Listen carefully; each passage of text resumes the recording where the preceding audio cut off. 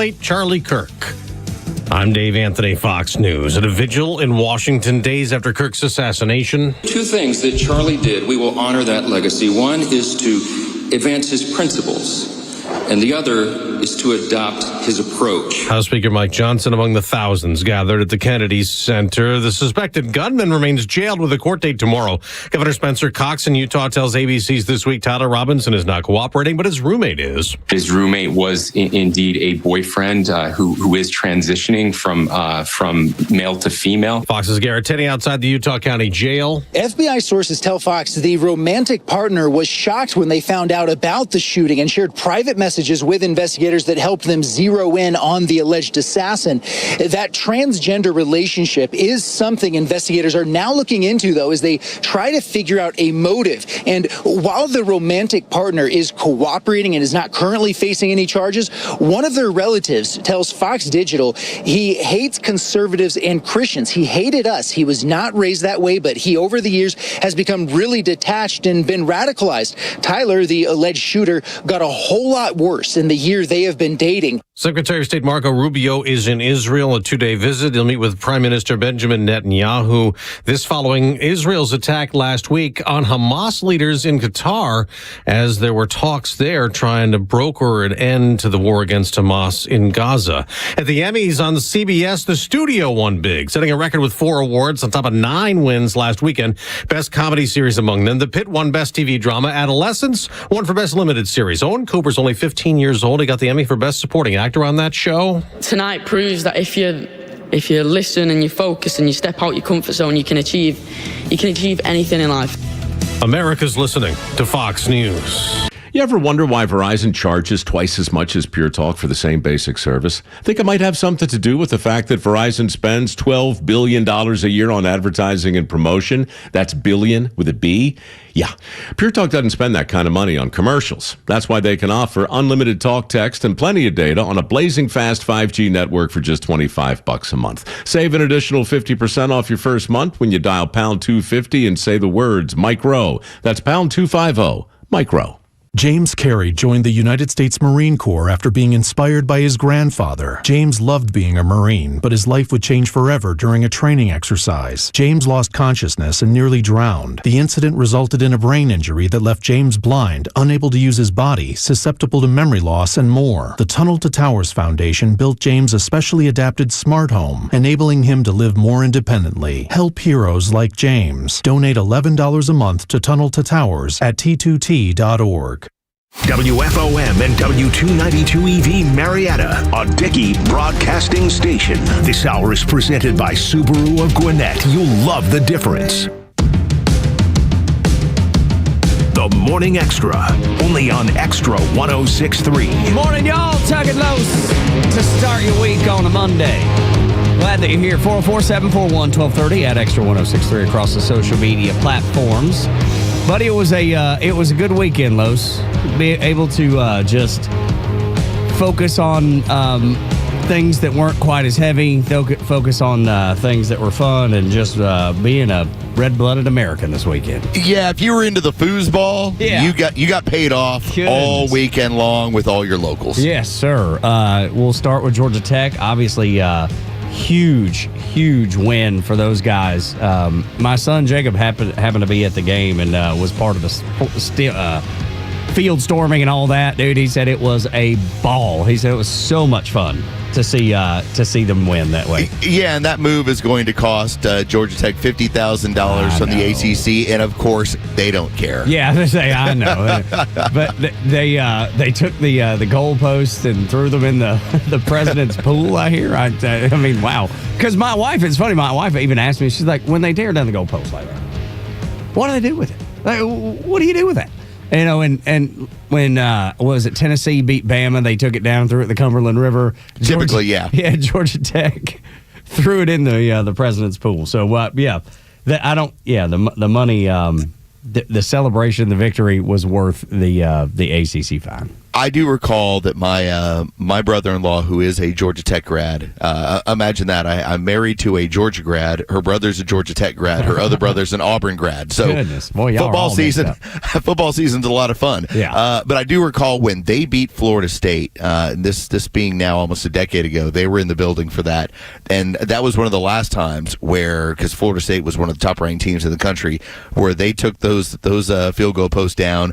And the pictures of it, of seeing him and his wife walking around with the field goal posts as they're walking basically in Midtown Atlanta, is hilarious. Yeah, I don't pretend to understand carrying the field goal post around. I don't get it. I don't understand it, but I think it's funny. It's fun. It's fun. It's a good funny look. It's distinguishedly college athletics. Yes, nobody tears down the goalposts in the NFL. No, yeah, definitely not. I was like, you want to have the moment where your fan base gets on the field and wants to tear down the goalposts. Yeah, it was a big Saturday, and then that led into the Georgia game. How about them Dogs? Wow, what another wild one! Dude. Where I firmly believe during that game, as my wife and I were watching it, I think 4 or 5 different times we said, "Well, they're beat." I had to tell you, man, I never gave up hope. I really didn't, and I know everybody thinks I'm lying. I was hopeful with you. I just was realistic about what was going on. Yeah, I just felt pretty good the whole time. I never felt like there was a reason to panic. I always felt like that you saw the maturing of the mature way that Kirby Smart went about coaching that game. It never looked to me like he or the players felt like it was out of hand, like that there wasn't a possibility. And I don't know, man. I felt good the whole time. I remember my wife was even like, she was like, "This is done." I was like, "No, I don't know. I think we're okay." And she gave me credit for believing the whole time. All right, well, finally, you've come around to what I tell you. Yeah. Like, let's watch all 60 minutes. That's let's see where it goes. I kept saying that exact same thing. I was like, it's a long game, plenty left. But I will tell you, when you are in a situation where it's 7-0 and you have given up a touchdown within 2 minutes, there was a multitude of times in that first half where Kirby Smart was just trying to keep the train on the tracks. Yep. Going for it on 4th down, the amount of times he had to in the first half to keep pace with Tennessee, that's how you know that there was a desperation aspect of, if you punt on the football, they're going to score again and we're in trouble. Yeah, we got to go for it. Yeah, I'm with you. And, dude, the courage it took to go on 4th and 6, I believe. 4th and 6, down by 8. Yes, that's right. And launch it over into the corner, touchdown. Once we got to overtime and Tennessee kicked the field goal, I was like, oh, Georgia win this game. I felt the same way. I was like, this game's over. This is what they're going to do. Especially, and I'm going to be subbing in on our sports sister station a little bit later on this afternoon. So your favorite bigot will be on 2 to 6. Enjoy. One of the things I thought that was brilliant, and I haven't heard anybody bring it up, so I'm just going to attribute the brilliance to me. Okay. There was no schematic advantage to Kirby Smart burning his timeouts in the last 30 seconds. You weren't going to get the ball back with any significant amount of time. Right. What was brilliant about it, he was just trying to make it longer and longer and longer for the kicker to think about the kick. Yep. And it worked. Without doing the whole, let's take a timeout to freeze the kicker. It was, I'm going to take another timeout, and I'm going to have you sit over there and think about it for a little while longer. There was no schematic advantage other than to elongate the waiting game for the kicker, and it proved to be fortuitous in that he missed the kick to would have won the game. Genius move. Absolutely genius move. And, there's that little bit of you that feels terrible for that kid, and then you're like, man, that's the breaks. That's how it goes. That's the way it goes, man. You want the NIL, you want the scholarship, you want everything, make kicks. So a friend of my son's was a kicker in high school and wanted to kick in college, but he got banged up a little bit and wasn't able to go on. But he had gone to all the camps. Car accident? Yes. How'd you know? Just curious. Yeah, it was, as a matter of fact. And anyway, he knows a lot of the guys that are kicking these days, and he knew that kid, and he was like, he'll be just fine. He's got plenty of NIL money. He's been raised with a good life. So he'll be just fine. The only thing that that might have is his girlfriend. Might happen is his girlfriend might leave him, and she's quite the cutie. So that'd be the worst. That's kind of the interesting thing that does happen when it comes to college football. If you want to be a college football kicker or a long snapper, you have to be kind of, in my opinion, and this is just from stuff I've seen, you have to be just kind of wired differently. Okay.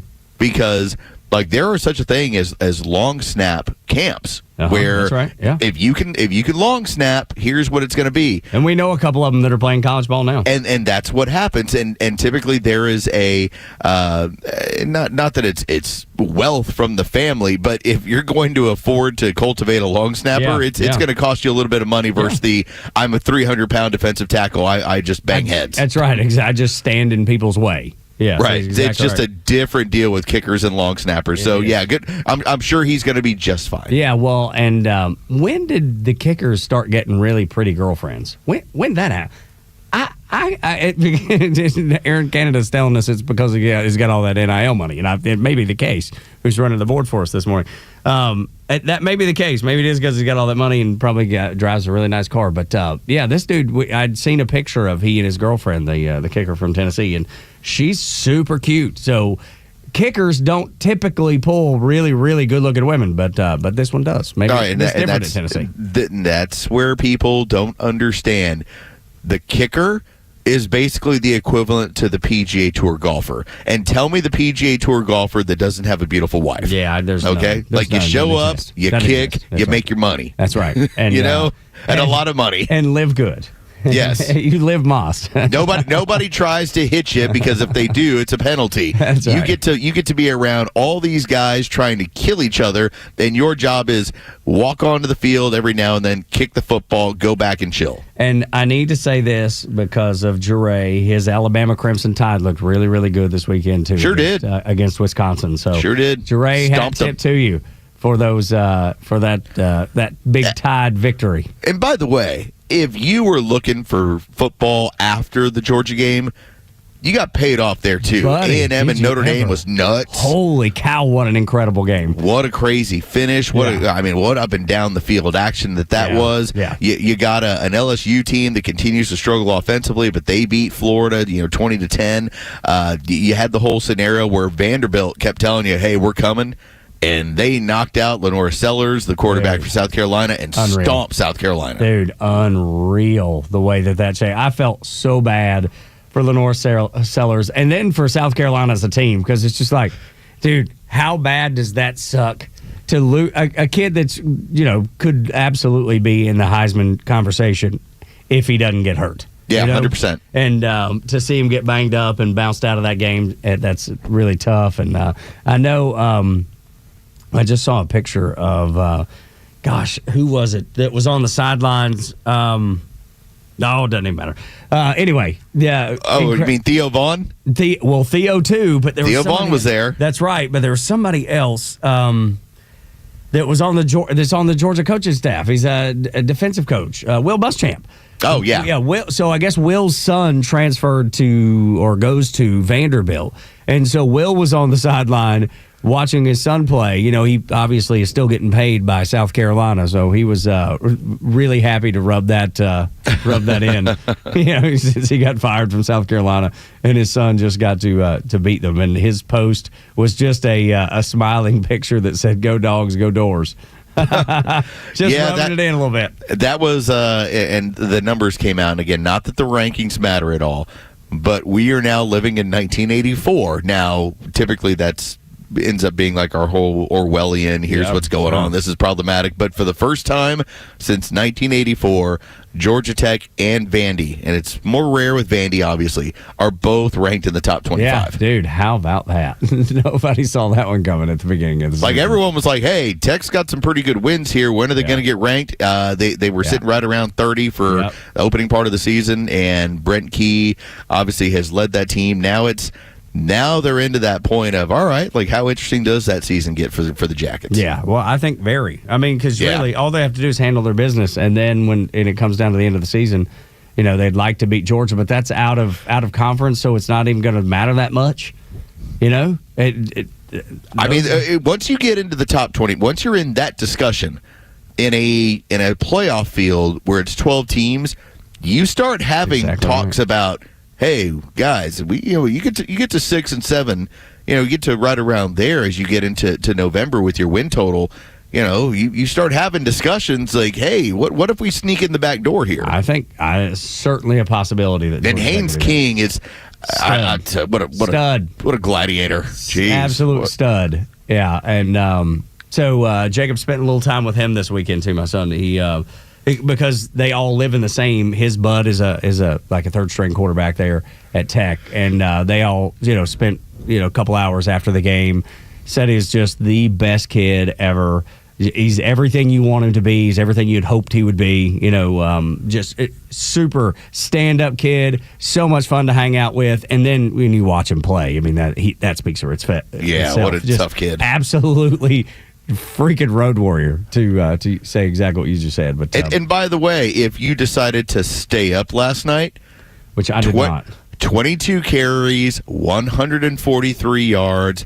If there was ever a moment where America got to find out that Bijan Robinson is the truth, that was last night as the Falcons end up, basically they tossed. The Vikings didn't find the end zone. It was 22-6 the final, and they made J.J. McCarthy look like a guy who'd never seen a football field before defensively. It wasn't the Falcons were great offensively either, but it again, for a team that was 15-2 last year in the Vikings, that's a big win last night. Yeah, man, that's big time. So 22-6, Falcons moved to 1-1. Vikings are at 1-1. Any other surprises in the NFL season or in the NFL Sunday out of? I can't stand the tush push. Yeah, I know you've talked about that before. Yep. And now the Kansas City Chiefs found out why too. Like they lost 20-17 to the Philadelphia Eagles in a game where when it really was right on, game's on the line. And here are the Eagles doing their false start tush push, and nobody calls anything. And then Dean Blandino, the former director of officials, even said, "I'm done with the tush push. It's impossible to have to officiate." Yeah, do they allow that in college football?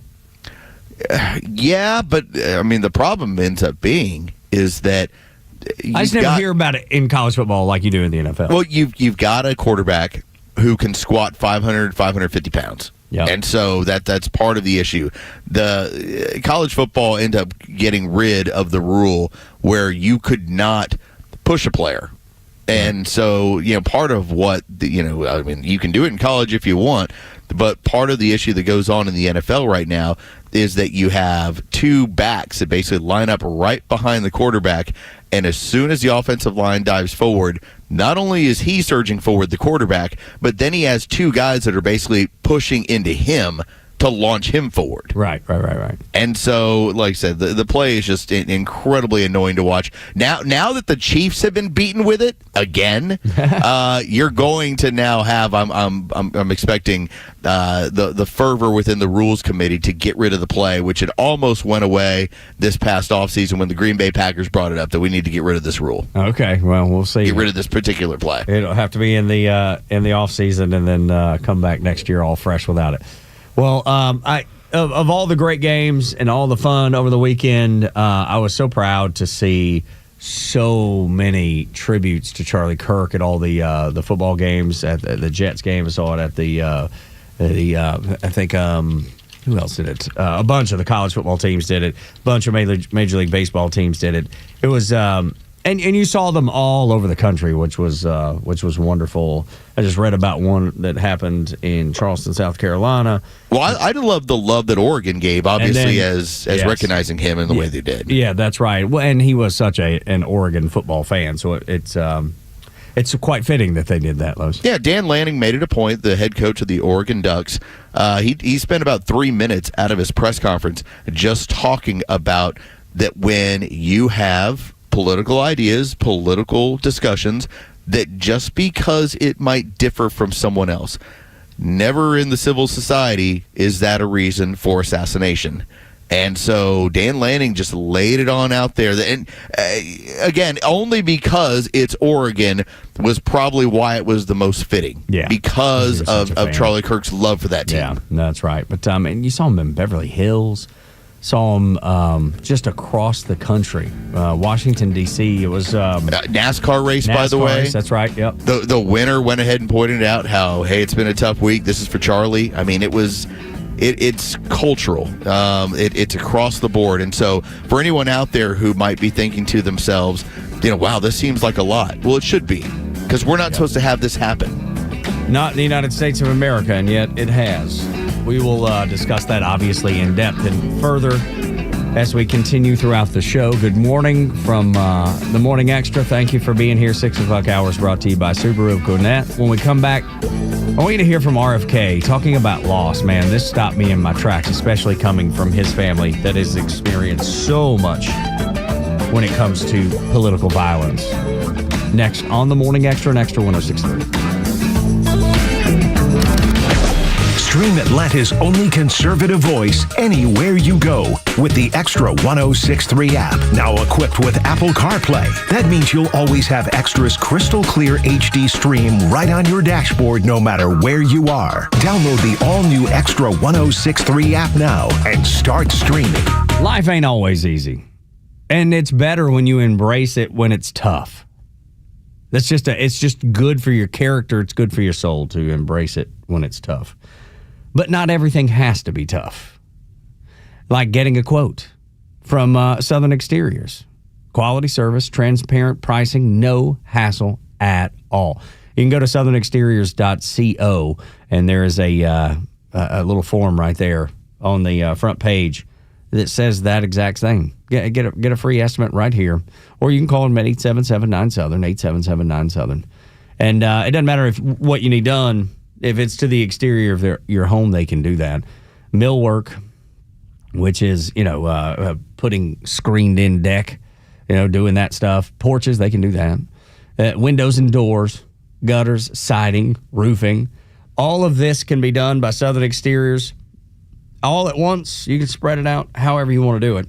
But they will do that quality work and give you that transparent pricing. And having a foreman on site to make sure the job goes just so is so very important. And I don't know, it's been 6 or 8 months now since we finished our interior project, different company, and it was horrendous. We never had a foreman on site, and we never had anybody to ask, and it was a nightmare. You've heard me talk about it a million times. You won't have that experience with Southern Exteriors.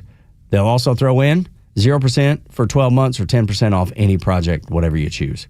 So simple. Get started now. southernexteriors.co or 8779-SOUTHERN.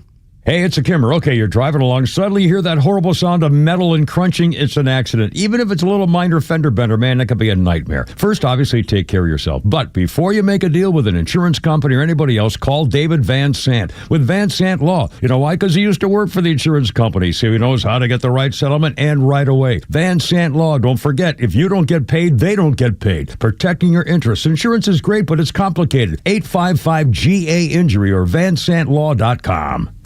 Hey there, I'm Tara, owner and publisher of Our Town Monthly Magazine, where you'll find familiar faces, local voices, community businesses, and events, like the Superior Plumbing Presents North Georgia State Fair. Hi, I'm Missy with the Superior Plumbing Presents North Georgia State Fair at Jim R. Miller Park, September 18th through the 28th. Enjoy the fun, the food, and amazing entertainment, including the Carriage Kia Grandstand Series. We're bringing back advanced pay one price ride tickets, plus free parking this year. Save money and enjoy a smoother experience. Visit NorthGeorgiaStateFair.com for daily deals and discover why we were voted Best Festival and Family Amusement 7 years in a row.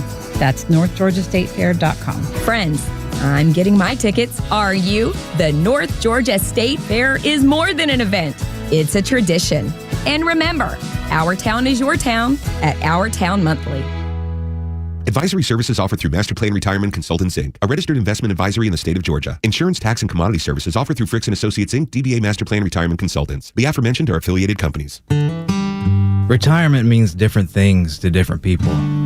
Some folks want to travel the world. Some folks want to spend more time with grandkids. For me, I'm looking forward to spending more time with my guitar. Whether extravagant and robust or simple and cozy, every retirement needs a plan. You wouldn't take a trip without directions. You have to know where you are before you know where you're going. Master Plan Retirement Consultants have helped many like you plan for their own retirement. Not only does Master Plan help you create the roadmap, they join you on the journey.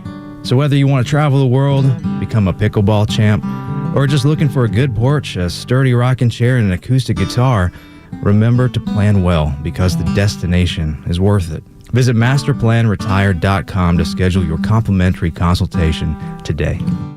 Hey, it's Los. We're here with Tom Mitchell, the honest car guy. Tom, I've learned a lot about this car buying process from you. Is that typical of most of the clients you've worked with? Yeah, I'm finding out it's even more typical. I mean, people are learning more and more, and maybe it's because I overload them with information because I want to be able to sleep at night. I want to make sure you know everything. Do I have to have a particular make and model in mind when I call you, or is it just open to anything I want? It's open. I can get any make, any year, any model. I might be looking to trade in my vehicle. Can you accommodate that as the honest car guy? For sure. I mean, we love it when people want to trade in cars because honestly, it's best for you to trade in a car. Why? Because you get a tax savings. Friends, if you're in the market for a pre-owned car, truck, or SUV, get an honest car buy from the honest car guy. You pay what we pay, plus an honest fee, and we back that up by giving you the bill of sale. That's our transparency guarantee. Call 844-SHOW-ME-1. That's 844-SHOW-ME, the number 1, or visit honestcarguy.com. The future of business in Georgia is bright, and Georgia Power is a driving force behind the businesses and organizations that are vital to the growth of the state. Just ask Brandon Hutchison, Executive Vice President and General Manager of Atlanta Motor Speedway. Make no mistake about it, we're big customers of Georgia Power. It really is a true partnership. We've ran NASCAR's highest level of racing. In the early days of Atlanta Motor Speedway, Atlanta International Raceway, as it were, they raced twice a year, and that was about it. And then we started figuring out that this is an 850-acre campus that can do so much more. And it's not just the larger events that impact the region. It's the local events that really impact our community. It's a big responsibility for us to be such a big player in our community. And there's no doubt that Georgia Power has fan experience front of mind all the time. To learn more about how Georgia Power is helping businesses big and small, visit GeorgiaPower.com and tune in all year to discover how they're powering the future of Georgia. The stories that matter to you. These are your Georgia headlines. Here are your Georgia headlines for Monday, September 15th. Early voting for a special runoff election for state Senate in North Fulton and Cherokee counties. Senate District 21 began Saturday. Republican Jason Dickerson is competing against Democrat Deborah Singley for the seat that Brandon Beach vacated when President Trump selected him for the U.S. Treasury Department. Early voting is open this week in several locations in both counties. Election Day is September 23rd. Cobb County Election Director Tate Fall is stepping down from the role she took on less than 2 years ago. The board has named Michael Dietry as acting elections director. He will serve in that capacity until a permanent successor is appointed. And one man is in custody after an officer was shot Friday night in North Georgia. Captain Brantley Worley remains in critical condition in a Chattanooga hospital. Police say the suspect opened fire when officers responded to a call for a suspicious person in McKaysville. The suspect was arrested on Saturday morning without further incident. Governor Kemp shared a call for prayer from all Georgians for Captain Worley on Sunday. Weather for today, partly cloudy with temperatures in the mid-80s. With your headlines, I'm Jerry Payne for Extra 106.3. Saw a great billboard that has been posted in North Georgia. Amy Kremer shared this, and she is co-founder of Women for Trump, chair of the America First Women, RNC National Committee woman, and for the GOP, and then part, of course, Georgia Republicans.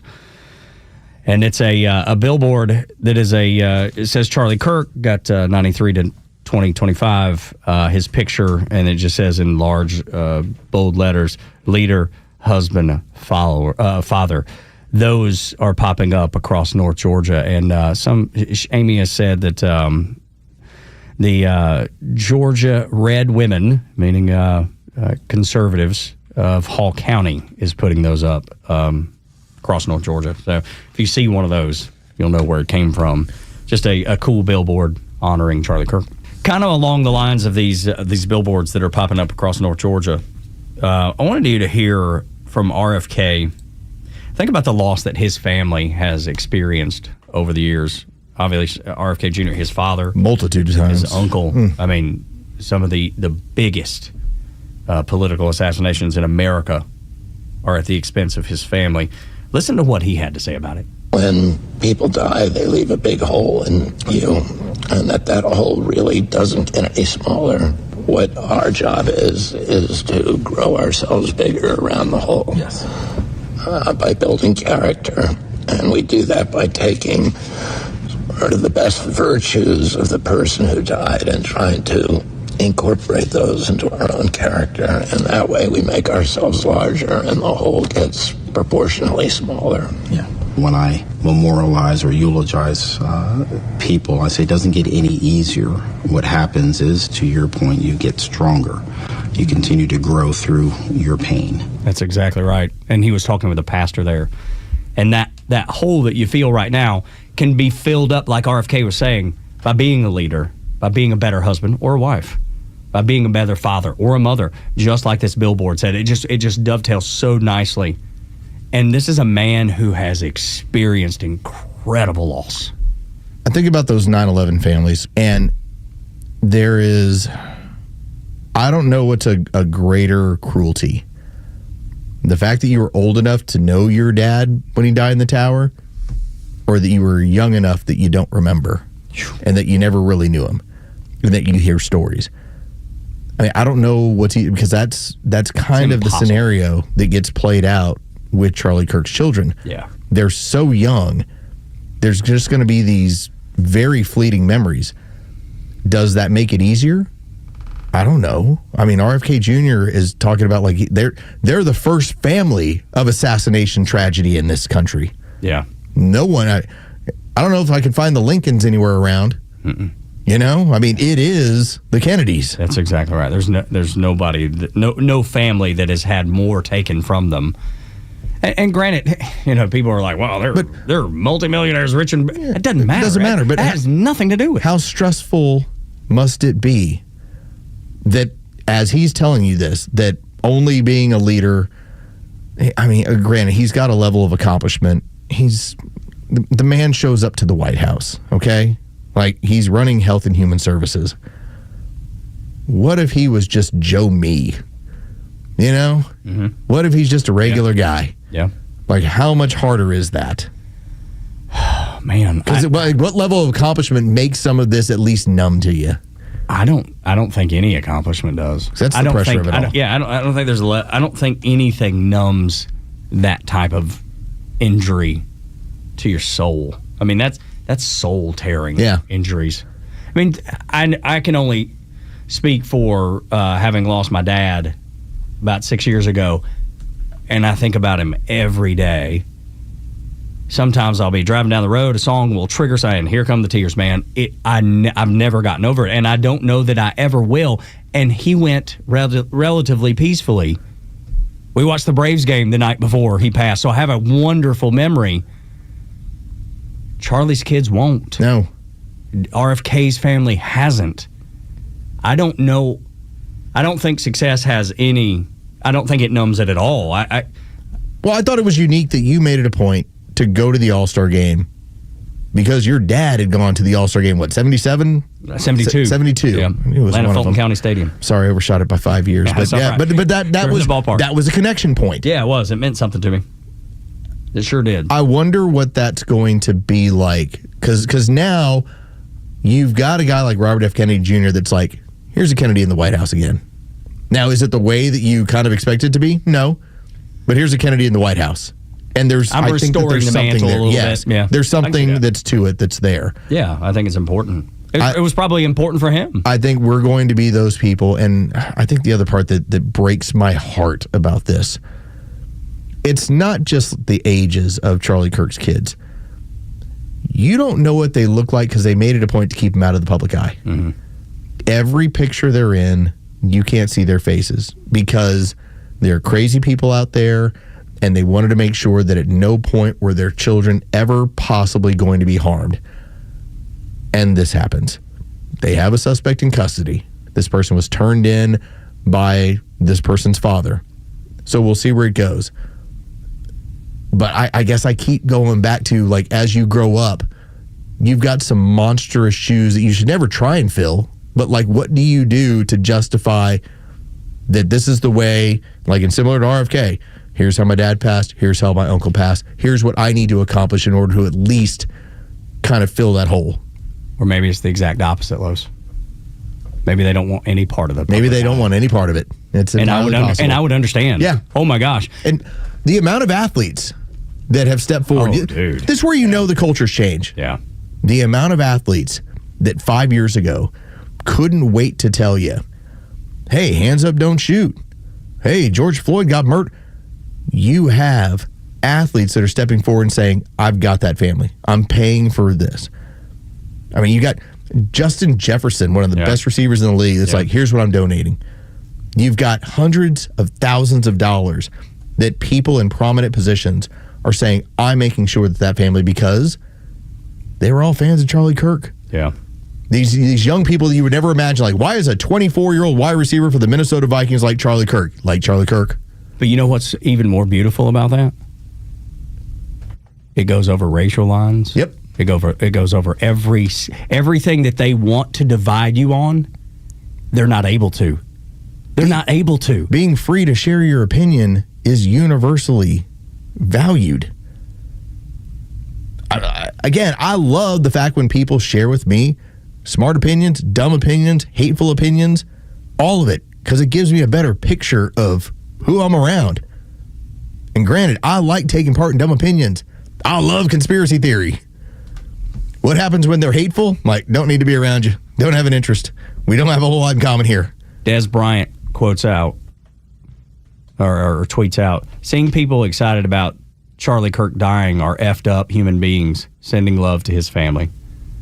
These are athletes. These are people that are not supposed to have anything in common. Every day the media tells you, social media, mainstream media, the leftists in the country, they tell you that there's nothing in common between those two people, and they couldn't be more wrong. They're the ones that are donating because they respected what he was doing, and they were touched by him. And moved by it. That's exactly right, man. Don't you let them tell you anything. Use your eyes, use your ears, use your common sense to guide you, and it will never steer you wrong. Tug and Los until 10 on the Morning Extra, a bus driver's experience listening to her kids, because we talked about how moved your daughter has been in 8th grade because of the senseless murder of Charlie Kirk. My son, a junior, not a rising junior, a junior in college, and this bus driver, it's really encouraging. She said she was listening to her kids on the bus, and she actually wanted you to be encouraged. My high school kids talked about Charlie Kirk all morning. Positive conversations about Charlie Kirk all morning. They're impacted. They're mad. But passionate, compassion all morning. These kids are smart. These kids are smart. He touched them. They knew who he was. He made an impact on their lives. They talked about his debates. They talked about his topics. Smart kids. This impacted them. These high school kids, they know. They know. How about that? If you needed something to put a smile on your face today, let that be it. Don't let the horrible nature of what the world can do and did to Charlie Kirk discourage you. Do not, because that's the last thing Charlie Kirk was discouraged. Till he took his last breath, he led with his faith and his beliefs in the America that we all love and want to leave to our kids.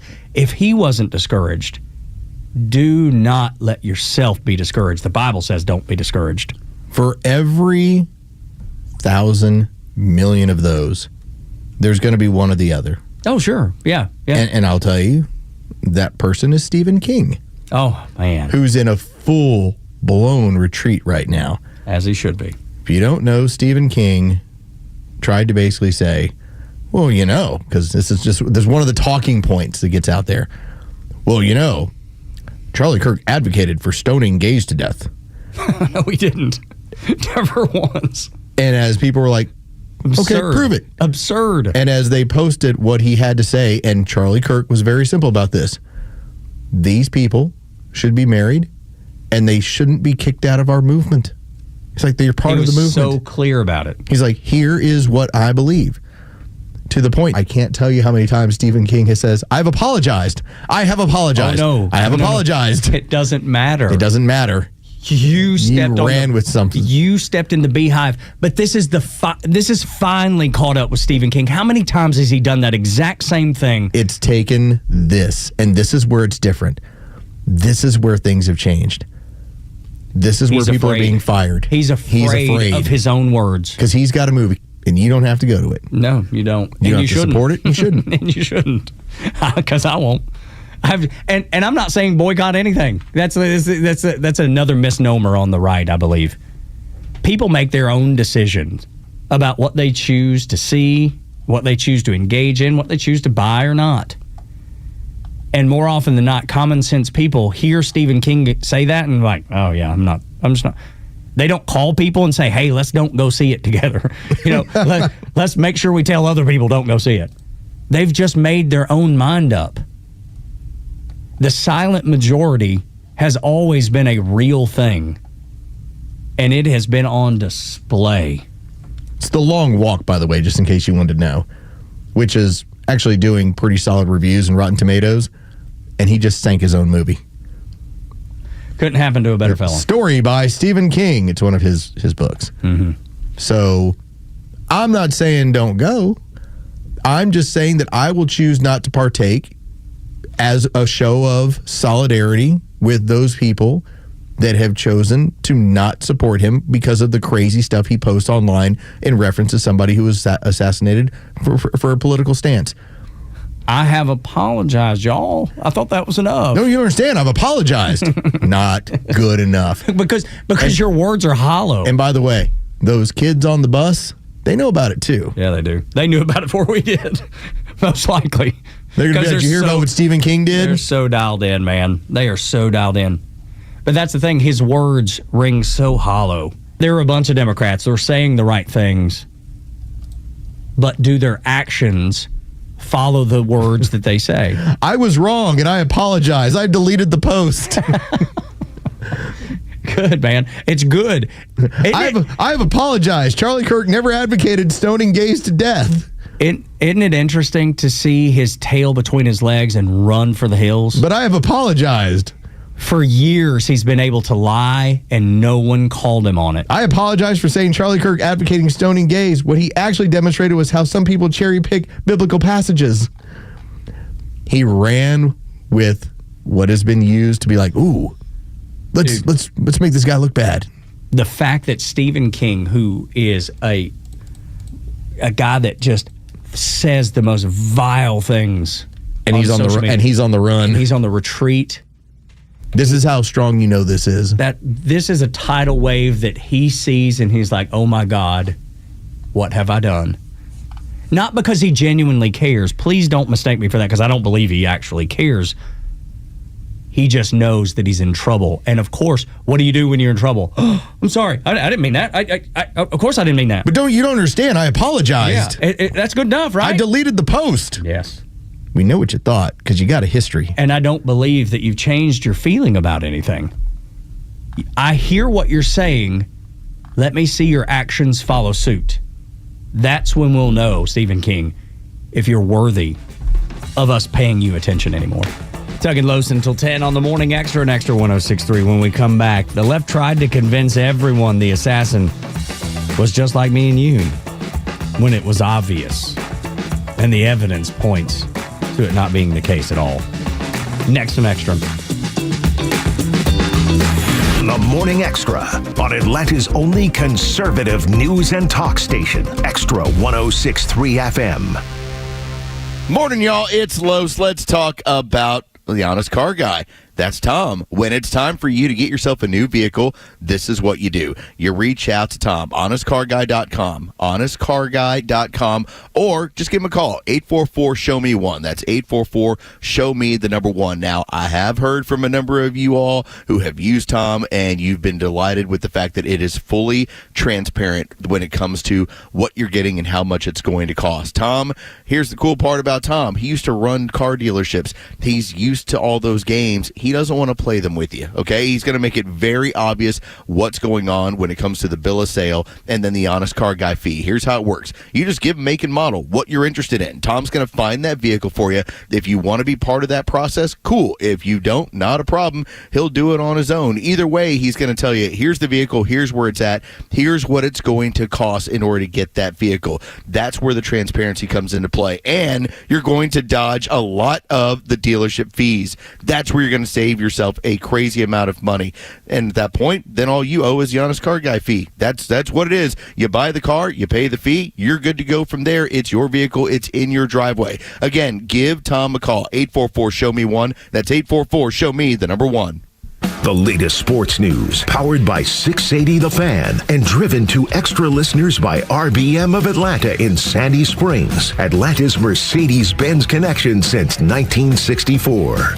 Good morning. Here are your sports headlines for Monday, September 15th. The Atlanta Falcons are now 1-1 on the season after beating the Minnesota Vikings on the road on Sunday Night Football 22-6, the final, as the Falcons keep the Vikings out of the end zone entirely. Falcons running back Bijan Robinson set up the offense all night with 143 yards on 22 carries. Next up, a Sunday matchup on the road with the Carolina Panthers. Week 2 in the NFL ends tonight with the Monday night doubleheader. The Texans will host the Buccaneers. That's going to be a 7 o'clock kickoff. Then later in the evening at 10 o'clock, the Raiders host the Chargers. With your sports headlines, I'm Carlos Medina. September is Fan Appreciation Month at Truist Park, and you don't want to miss out on the fun coming up. The Washington Nationals battle your Braves September 22nd through the 24th, presented by OnX Hunt. On September 22nd, the first 15,000 fans in attendance will receive a Ronald Acuna Jr. red carpet bobblehead presented by Truist. And then on September 23rd, it's Los Bravos Night, powered by Georgia Power. Make sure to arrive early to enjoy a live salsa band and dancing, an on-field presentation recognizing Hispanic players and coaches, and so much more fun. Tickets start at just $7. And the 2025 regular season concludes with the Pittsburgh Pirates in town, September 26th through the 28th. The weekend includes a Kids Club Appreciation Party on Sunday featuring free face painting, special appearances, and so much more. Visit Braves.com/promos to find all the details and to purchase your tickets. Atlanta Braves Baseball. We are Braves Country. We're smart, we care. We're Central Heating and Air.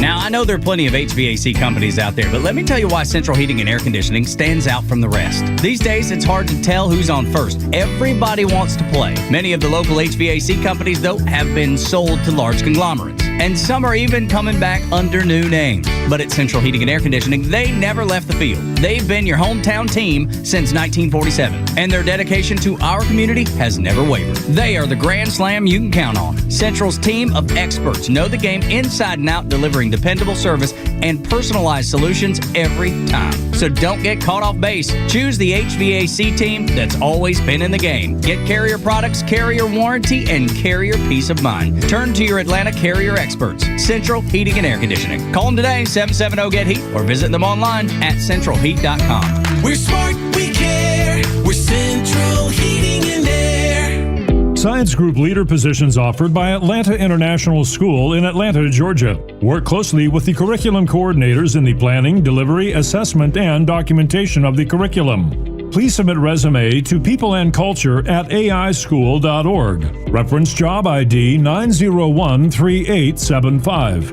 Again, submit resume to peopleandculture@aischool.org. Reference job ID 9013875. Convenience is defined as the state of being able to proceed with something with little effort or difficulty. At RBM of Atlanta, we embody this definition. Convenience is our middle name. With school in full swing and after-school activities taking over all your available time, now more than ever, convenience is a must-have. Meet our Mercedes-Benz pickup and delivery service. It gives you back time and money. Does your Mercedes-Benz need service? If so, we'll pick up your vehicle that's requiring service from your home or office and bring it back to our dealership for those services. Once the services have been complete, we'll bring your Mercedes-Benz back to you. With over 110 appointments available every weekday, over 50 appointments on Saturdays, and more than 200 courtesy vehicles in our fleet, we're here to serve. RBM of Atlanta is a J.D. Power 2025 Diamond Dealer of Excellence for the customer sales experience. We're proud to be Atlanta's Mercedes-Benz connection since 1964. Pickup and delivery service restrictions do apply. Ask your service coordinator or service advisor at RBM of Atlanta for details.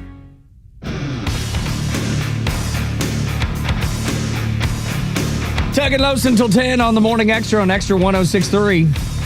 Download the app so you can listen live and on demand. 404-741-1230 at Extra 106.3 across the social media platforms.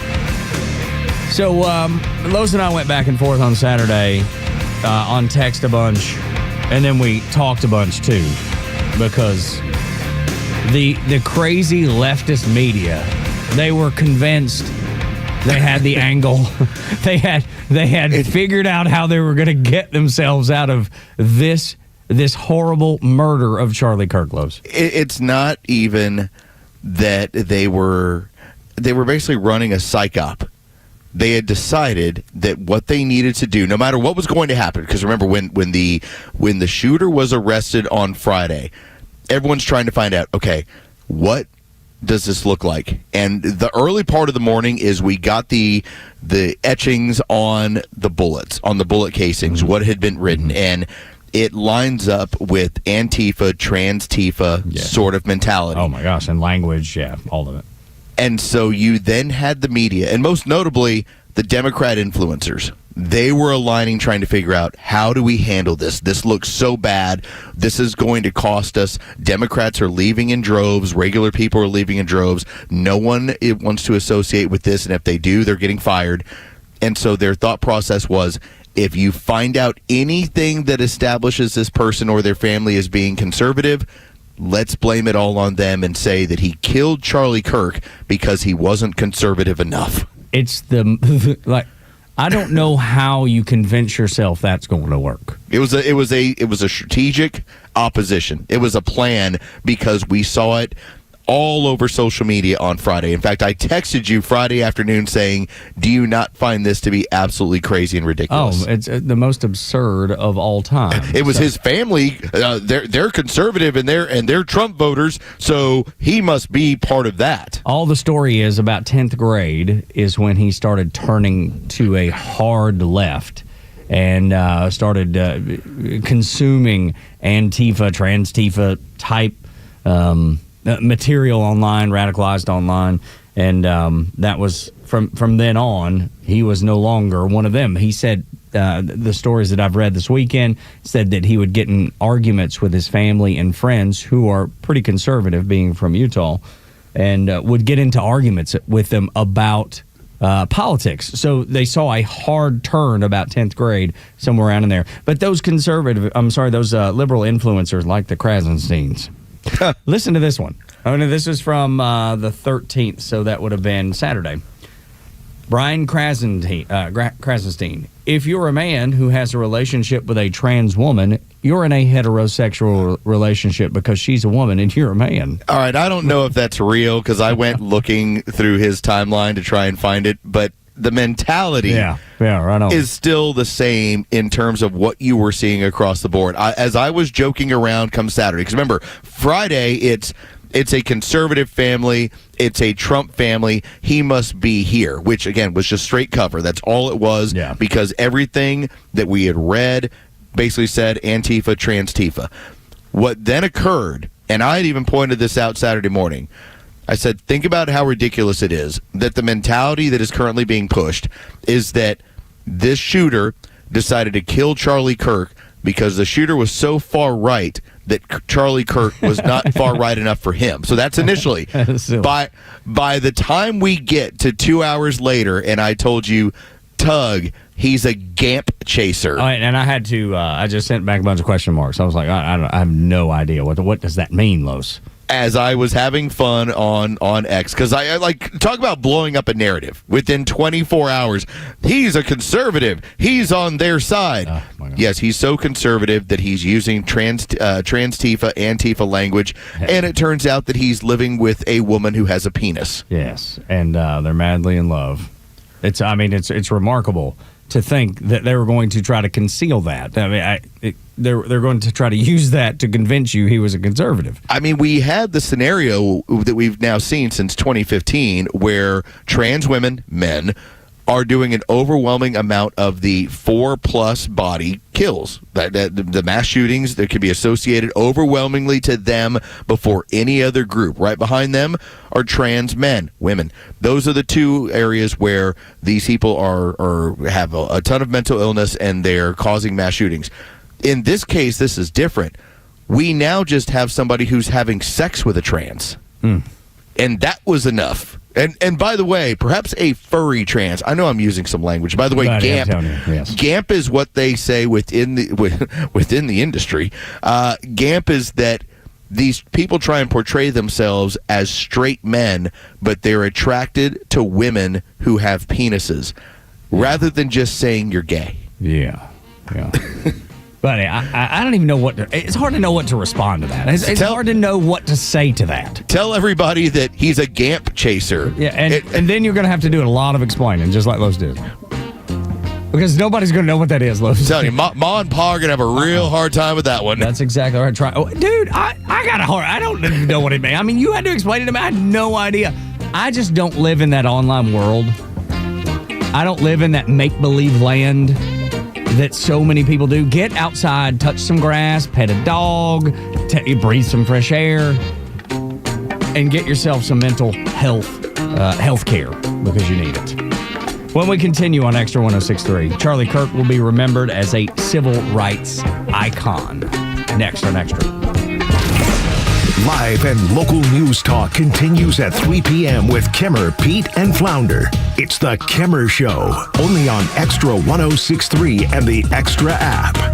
Looking for the perfect car, truck, or SUV? Jim Ellis Buick GMC has you covered. With a huge selection of new and used vehicles, finding the right fit is easy. Whether it's a Buick Enclave or Envision, a GMC Acadia or Yukon, or the power of the Sierra and Canyon trucks, and the best part, you're never alone in the process. Their expert sales team helps match you with the right vehicle, while their finance specialists make buying simple and stress-free. With decades of experience, Jim Ellis Buick GMC understands the importance of offering an expansive inventory that fits every driving performance, style, and budget need. Plus, every new Buick and GMC comes with cutting-edge technology, premium comfort, and advanced safety features so you can drive with confidence. Already a Buick or GMC owner? Well, keep it running like new with their state-of-the-art service center staffed by factory-trained technicians who know your vehicle inside and out. Start your search at JimEllisBuickGMC.com or shop in person in Chamblee off Peachtree Boulevard, inside the perimeter, or in Beaufort off Highway 20 near 985. Jim Ellis, Buick GMC, we are professional grade.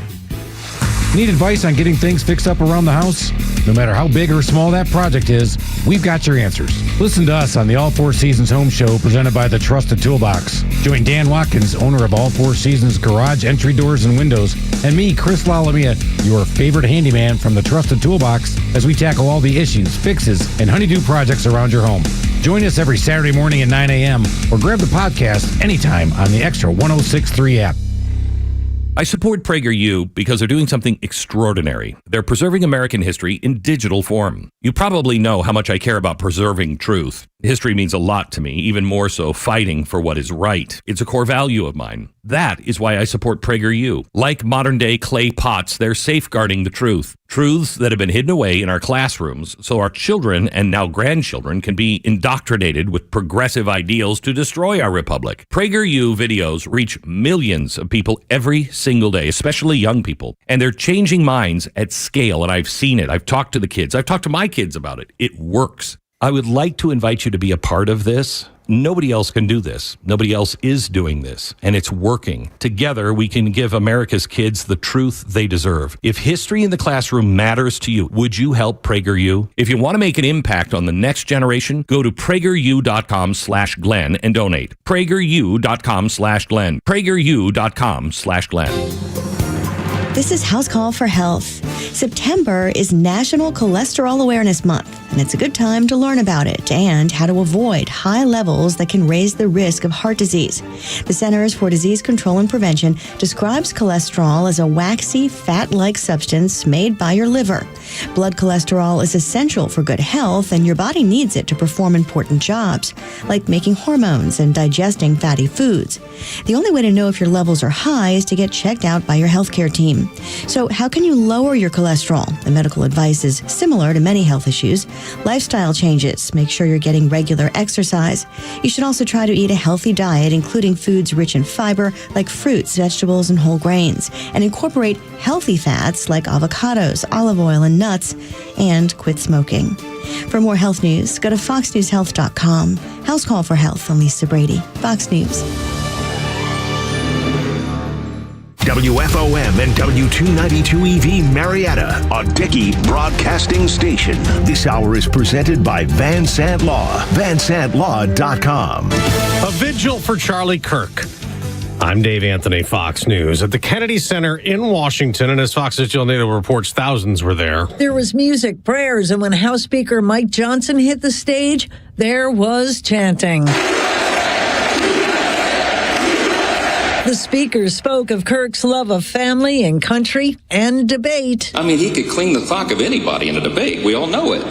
But you know what he did? After those debates, he was always the first person to reach out a hand of friendship or to offer an arm around the shoulder of someone who he felt was lost. Well, the suspected Kirk assassin, Tyler Robinson, remains jailed before a court date tomorrow. Fox's Garrett Tenney reports. Officials here at the Utah County Jail tell us that Charlie Kirk's alleged assassin is being housed in a separate unit and is under special watch to make sure he doesn't hurt himself or others. And he is not cooperating with the investigation, but Utah Governor Spencer Cox says... But all the people around him are cooperating, and I think that's very important. Governor Cox also told ABC's This Week one of those cooperating is Robinson's roommate and romantic partner, a male transitioning to female. Secretary of State Marco Rubio is in Israel for his second day. We are learning he spent 2 hours one-on-one with Prime Minister Benjamin Netanyahu. Rubio is here at the direction of President Trump, of course, to signal ironclad support for Israel in the wake of last week's shocking airstrikes in Doha. Fox's Jillian Turner in Tel Aviv. Rubio just said he'll urge Qatar, where that attack took place, to continue to play a constructive role trying to negotiate a ceasefire with Hamas to stop the war in Gaza. At the Emmys on CBS, the studio wins big. The Apple TV show set a record with 4 awards, including Outstanding Comedy, on top of 9 other Emmys last weekend. The studio's creator, Seth Rogen, also won Best Actor tonight. And he said that he was embarrassed how happy it makes him. The Pit won the Emmy for Outstanding Drama. Adolescents got Best Limited Series. America's listening to Fox News. You ever wonder why Verizon charges twice as much as Pure Talk for the same basic service? Think it might have something to do with the fact that Verizon spends $12 billion a year on advertising and promotion. That's billion with a B. Yeah, Pure Talk doesn't spend that kind of money on commercials. That's why they can offer unlimited talk, text, and plenty of data on a blazing fast 5G network for just $25 a month. Save an additional 50% off your first month when you dial pound 250 and say the words micro. That's pound 250, micro. James Carey joined the United States Marine Corps after being inspired by his grandfather. James loved being a Marine, but his life would change forever during a training exercise. James lost consciousness and nearly drowned. The incident resulted in a brain injury that left James blind, unable to use his body, susceptible to memory loss, and more. The Tunnel to Towers Foundation built James a specially adapted smart home, enabling him to live more independently. Help heroes like James. Donate $11 a month to Tunnel to Towers at T2T.org. Can't afford to fill your grocery bags or gas tank? Fill your day with the best conservative talk for free by downloading the Extra 1063 app wherever you download your apps. Tug and Los until 10 on the Morning Extra on Extra 1063. Thank you for being here. It was a splendid weekend, a good weekend to kind of reset a little bit from the heavy week before. Friday night, Los went out and was part of the Warrior Alliance event over at TK Elevators before we walked over to the Braves game, and raised nearly $100,000 for veterans to help them with anything that they need. And that's what the Warrior Alliance does. And I hope if you're a veteran, you'll go to the warrioralliance.org. That is their website, thewarrioralliance.org. They can help you as a veteran with any need that you have. It can be a medical need, if that's what it is. It can be a housing need. It can be accessing your benefits that you earned through your service, through the VA, and making that an easy thing to get. Because working with the VA is not always easy, and they are experts at it at the Warrior Alliance. So if you are a veteran or know someone is, maybe you have a kid or grandkid's a veteran, make sure they go sign up to the Warrior Alliance. That's what that money was raised for, Los. Well, you told me as the headliner, you're like, there's no doubt I'm bringing in six figures. Yes, that's right. That's right. No doubt. And we did, man. We finished off the show Friday morning, and you're like, six figures, man. No problem. I'm the headliner. We go. Had Andrew Jones there, part of the show. It was so cool. And he was there, and we talked to him, obviously, about that game. The first game back, Braves Mets, following 9/11, and just his experience there. And he was telling such vibrant stories about, just the feeling, that groundswell of American pride that was there in that game. And then just his support of veterans. He's a naturalized American citizen, loves this country greatly. So it was cool to have him there. And Angie Aparo, and I don't know if you're an alt-rock fan. If you are, Angie Aparo is a incredible alt-rock artist, and wrote a song that crossed over to country, and Faith Hill recorded it, and it was a number one hit for 11 weeks called Cry. That, if you know anything about Faith Hill's career, it was one of those career songs for her. So he performed and was incredible there, too. So a fun night with the Warrior Alliance. Did they adhere to your demands when you said, well, it's my... well, I mean, the one where you said, it's my stage, Kelly Kroll doesn't get to benefit from this at all. They actually had us on two different stages. Okay, good. You got a chance to do what you wanted to do. You said, I will not share the stage with that woman. That's right. Kelly was amazing, as she always is. Yeah, sweet lady. Oh, my gosh. She is so awesome. And she was kind of the MC of the evening, and then they had us on a different stage over there with Angie Aparo and with Andrew Jones. It was a fun night. But then, all the football. You were the main stage. Kelly was the side stage. Look. You make me sound like a stripper over on the main stage. It's not the case.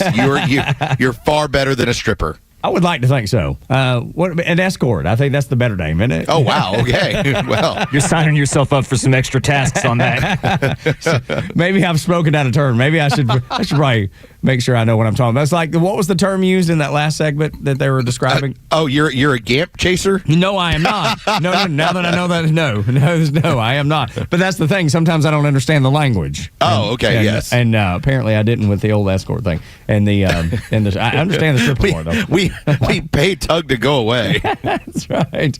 But then football was so amazing. You had a big victory for Georgia Tech, beating Clemson, one of their arch rivals, and then Georgia goes up to Tennessee and survives in overtime on Rocky Top. The Falcons get a win. Dude, it was a good time, and all the teams all did a nice reflection. There's so many teams that did reflections for Charlie Kirk.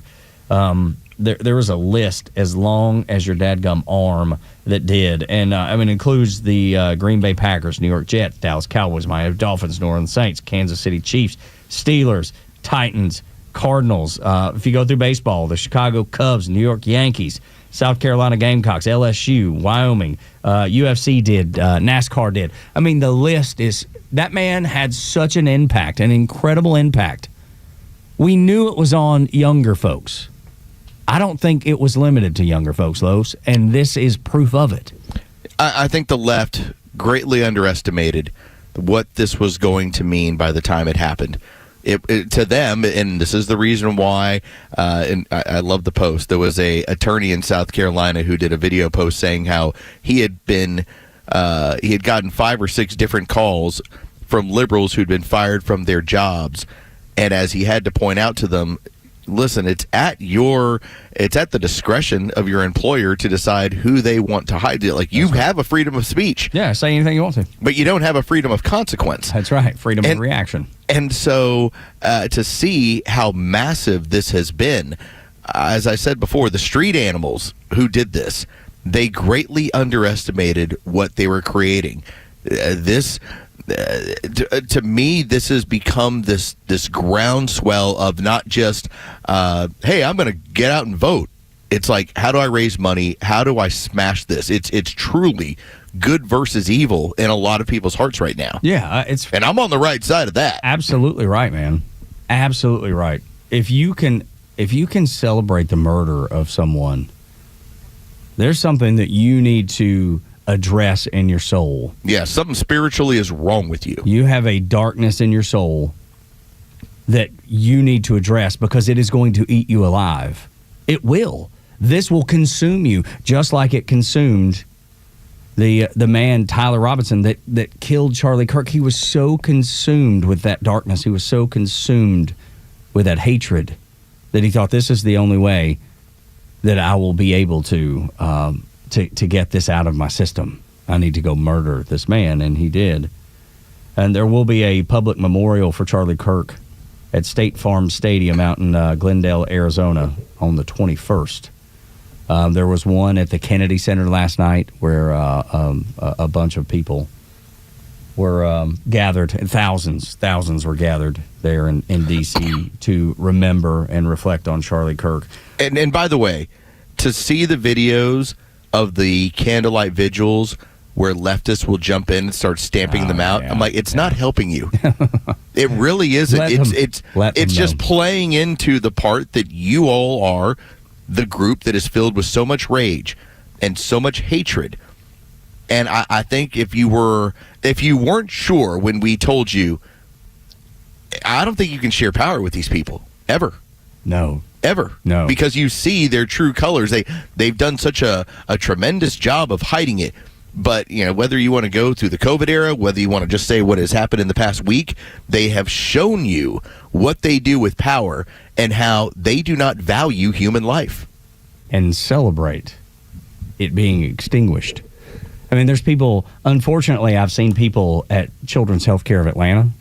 I've seen a woman that runs an animal hospital, Town Lake.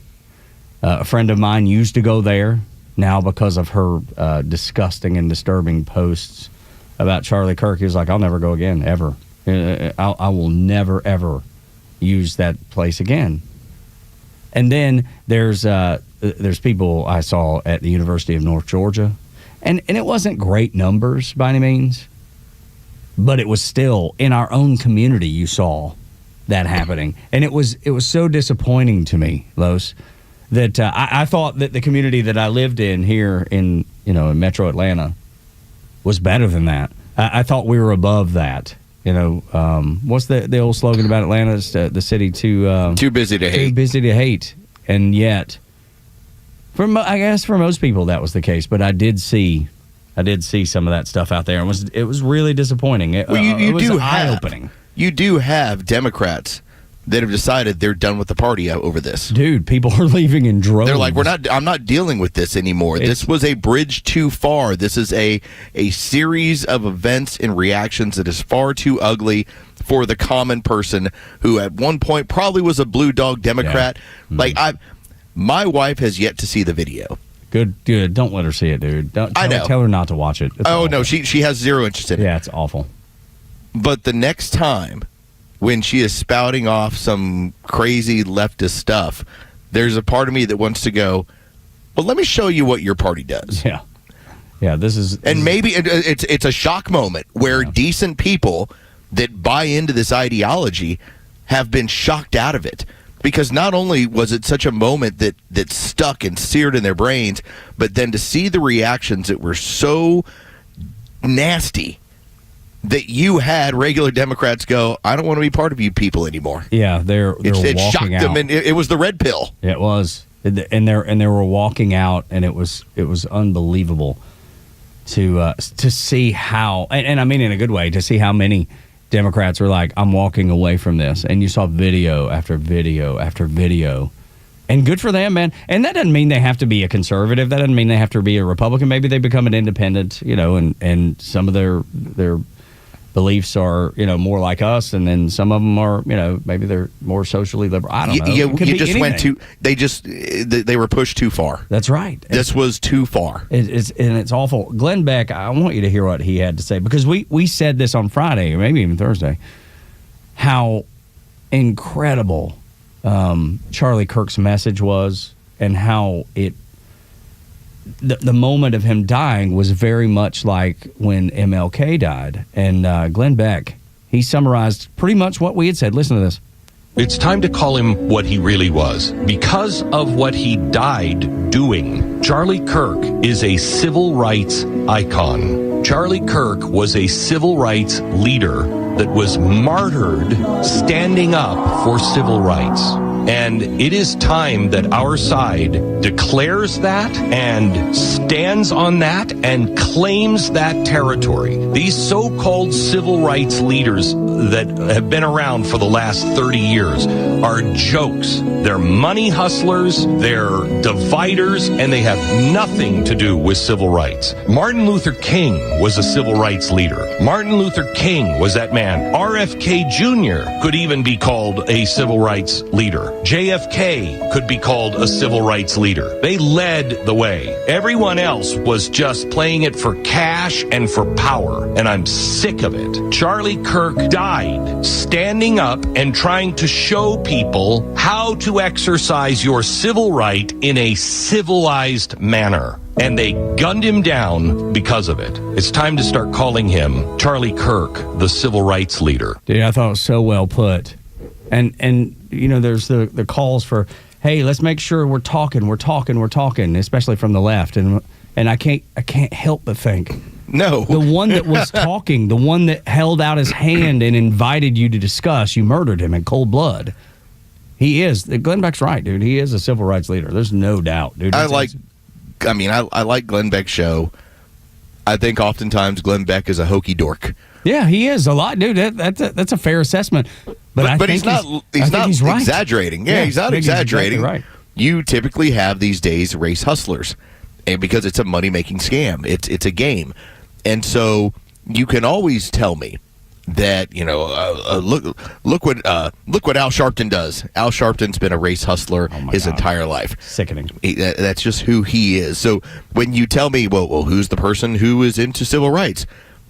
That's going to be people that are talking to you about the civil society and your place in it and your voice in it. And so if you want to tell me that's modern day civil rights, I'll completely agree with you. I think that is a reminder that if you want to go one direction, which is George Floyd dies, burn down cities. If you want to go the other direction, which is Charlie Kirk dies, and people try to figure out, all right, how do I get my voice heard more, and how do I show up to church more, and how do I pray more? Yeah. Which was the more constructive one. That's exactly. Well, I mean, it should be. It goes without saying. One screams civil rights, the other one screams anarchy. That's right. Can you imagine had this been the flip? We would have had another Summer of Love, which was anything but. It was destructive. It was evil, just like the murder of Charlie Kirk was evil. All of those people that benefited from that chaos, and there's so many people that benefited from the chaos in up in Minneapolis. You didn't see that, you won't see that. You still have the left lashing out, Los, just like you talked about the dude stomping out of the candles at the vigil. That's the way they respond to everything. They don't understand in any civilized discussion, because it is, you either believe the way I do or you deserve to be dead. And that's exactly what they did, and that's exactly what you see those crazy leftists continue to say. I think this is going to be interesting to watch this week, because and now that I've got my Morning Joe on in the morning, it feels like what has now gone on when the psych ops on Friday did not work into Saturday, you now have almost this very careful walking around of topics, because as I turn on this show now, granted, there's not a whole lot of viewers in the big scheme of things, but now I wonder how many more viewers have decided they're done with the left. And now when they get into what they've gotten into the past, like, I want to play this piece of audio for you. So when you wonder what they have been doing that has caused a scenario where people become brainwashed into violence, I want you to listen to this. This is MSNBC. This was from one day, okay? And I'll tell you when to fade it on down, because this thing lasts 3 minutes. This is one day on MSNBC, what they talk about. Take a listen. It's not just that Donald Trump poses a threat to democracy. It's that Donald Trump only cares about himself. This is a populist looking to serve his own interest and harm other people and dismantle our democracy and make it just about himself. This is a guy who's doing it on behalf of Putin. Do you think Trump cares about any of his supporters? I think he's only ever cared about himself. He's still a greasy pig. He's still a greasy pig. He said that a hallmark of strongman leaders is they don't care about their followers. Loathes Donald Trump. Things like a lunatic and a criminal, someone corrupt who's bankrupted people. That the goal for all of us to save our republic has to be to keep Donald Trump far away, make sure he never gets anywhere near the Oval Office again. The threat that Donald Trump is to this nation. Cult of authoritarian personality in league with autocrats and kleptocrats and dictators all over the world. Everybody has to follow Donald Trump like a monarch. That's what the election is going to be about. Democracy and freedom versus dictatorship and authoritarianism. We want to remain a democracy, or do we want to take this hard turn into an autocracy and taking direct aim at our democracy? Autocratic-leaning remarks he has made in recent weeks and months, such as ones that echo Hitler. Extreme measures taken. And there you go. This is change the course of the country. One day only. Now, imagine if you are consuming this every single day for, let's say, 2 or 3 years, and you're doing the same thing online, and then you happen to be part of, like a trans-Tifa group. Do you think you're more capable of violence if this is all that is pumped into your brain? What was Hitler deserving of? World War II. You had to go and destroy him. And that's right. And he deserved to die. Oh, my gosh. He was, the most vile, the most evil. But once you transpose that on someone else, what does that mean for that person? That they deserve to die too, and their supporters deserve to die too. And you do it every day. And you do it every stinking. That was one day, and we played you 90 seconds worth of it. It went on the entirety. That's one day on MSNBC leading into the election. And you wonder why Tyler Robinson felt the way he did. He'd been brainwashed. He'd been indoctrinated on social media and then by the mainstream media on MSNBC. You wonder why someone who is already clearly easily influenced would act the way he did and do what he did.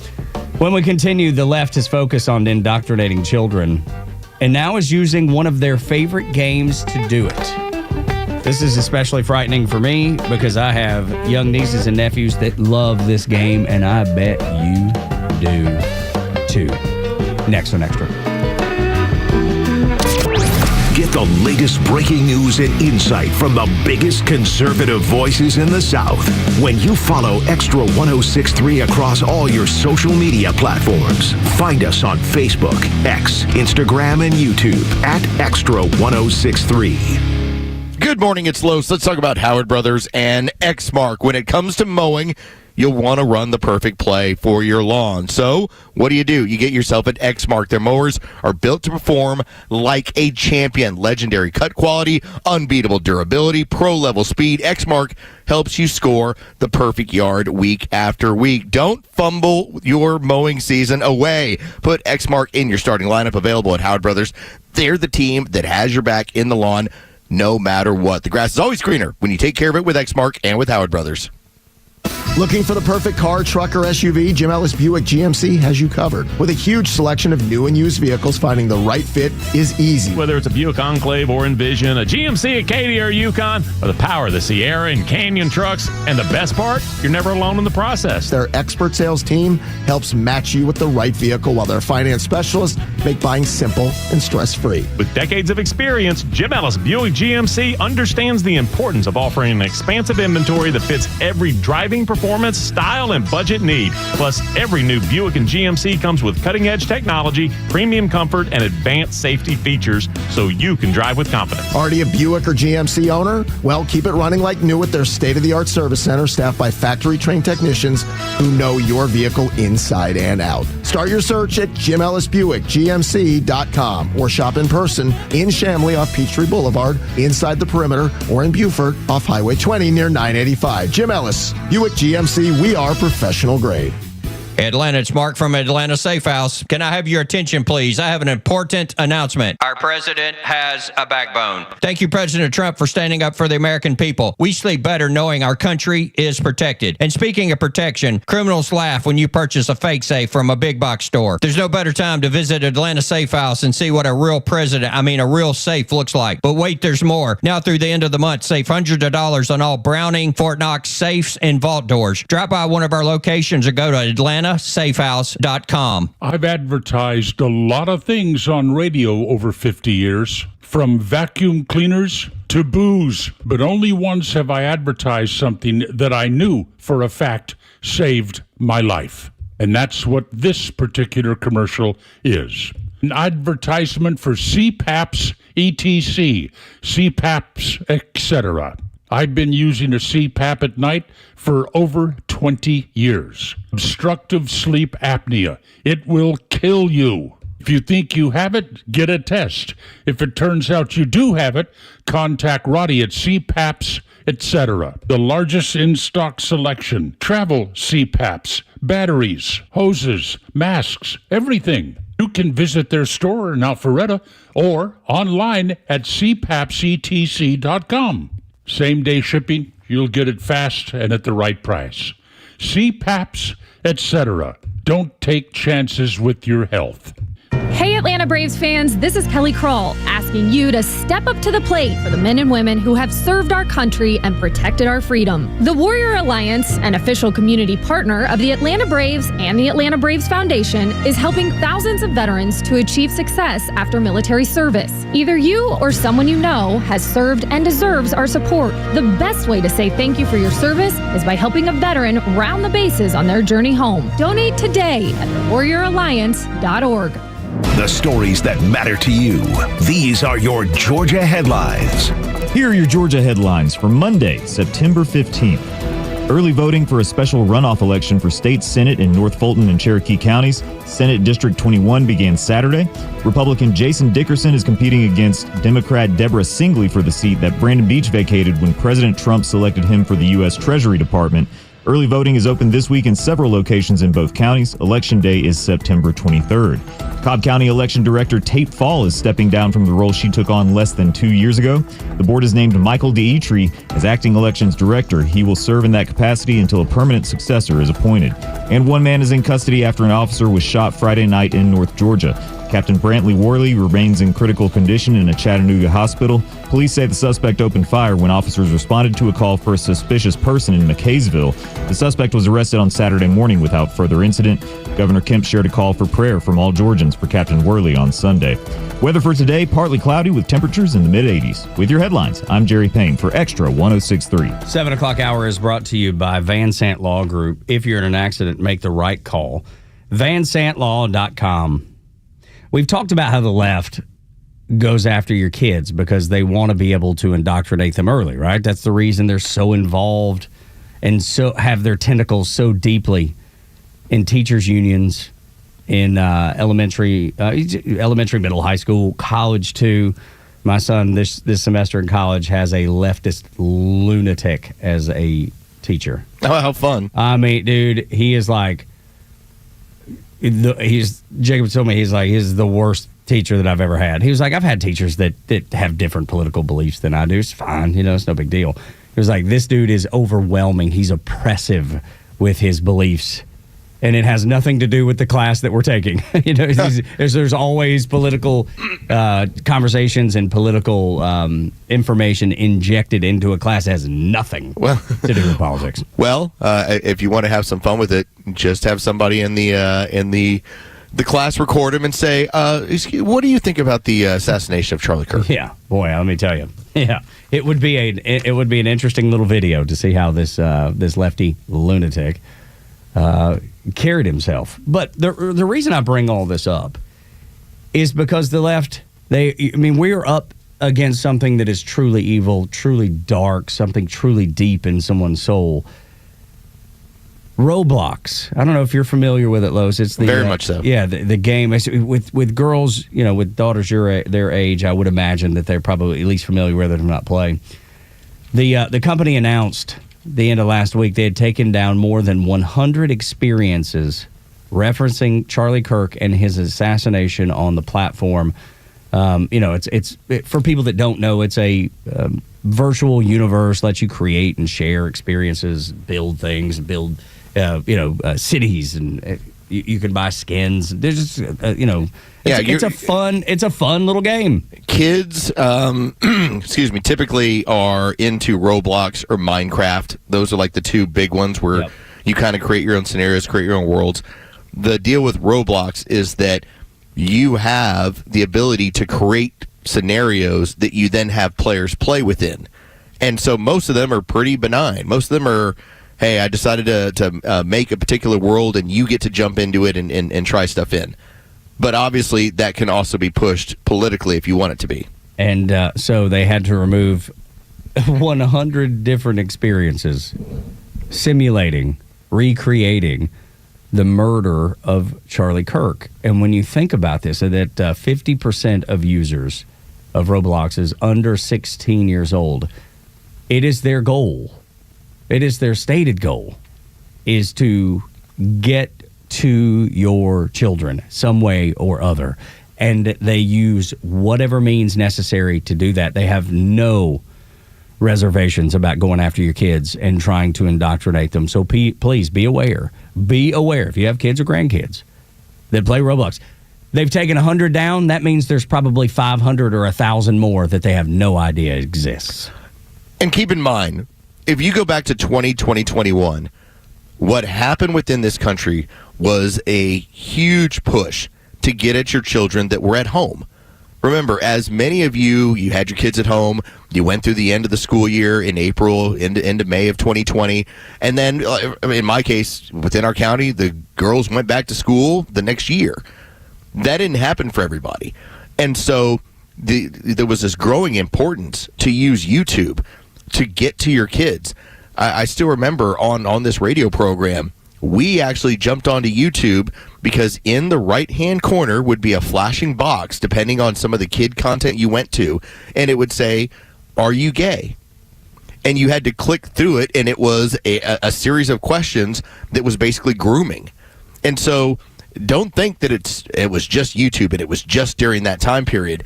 This is about desensitizing your children to this sort of violence. And that's why you've had such a push for Roblox to pull every single one of these scenarios. And then these people that are out there defending Roblox and saying, well, this is a First Amendment issue. This is a freedom of speech issue. Charlie Kirk would want those posts to be up. That's according to the Reddit that I just clicked on.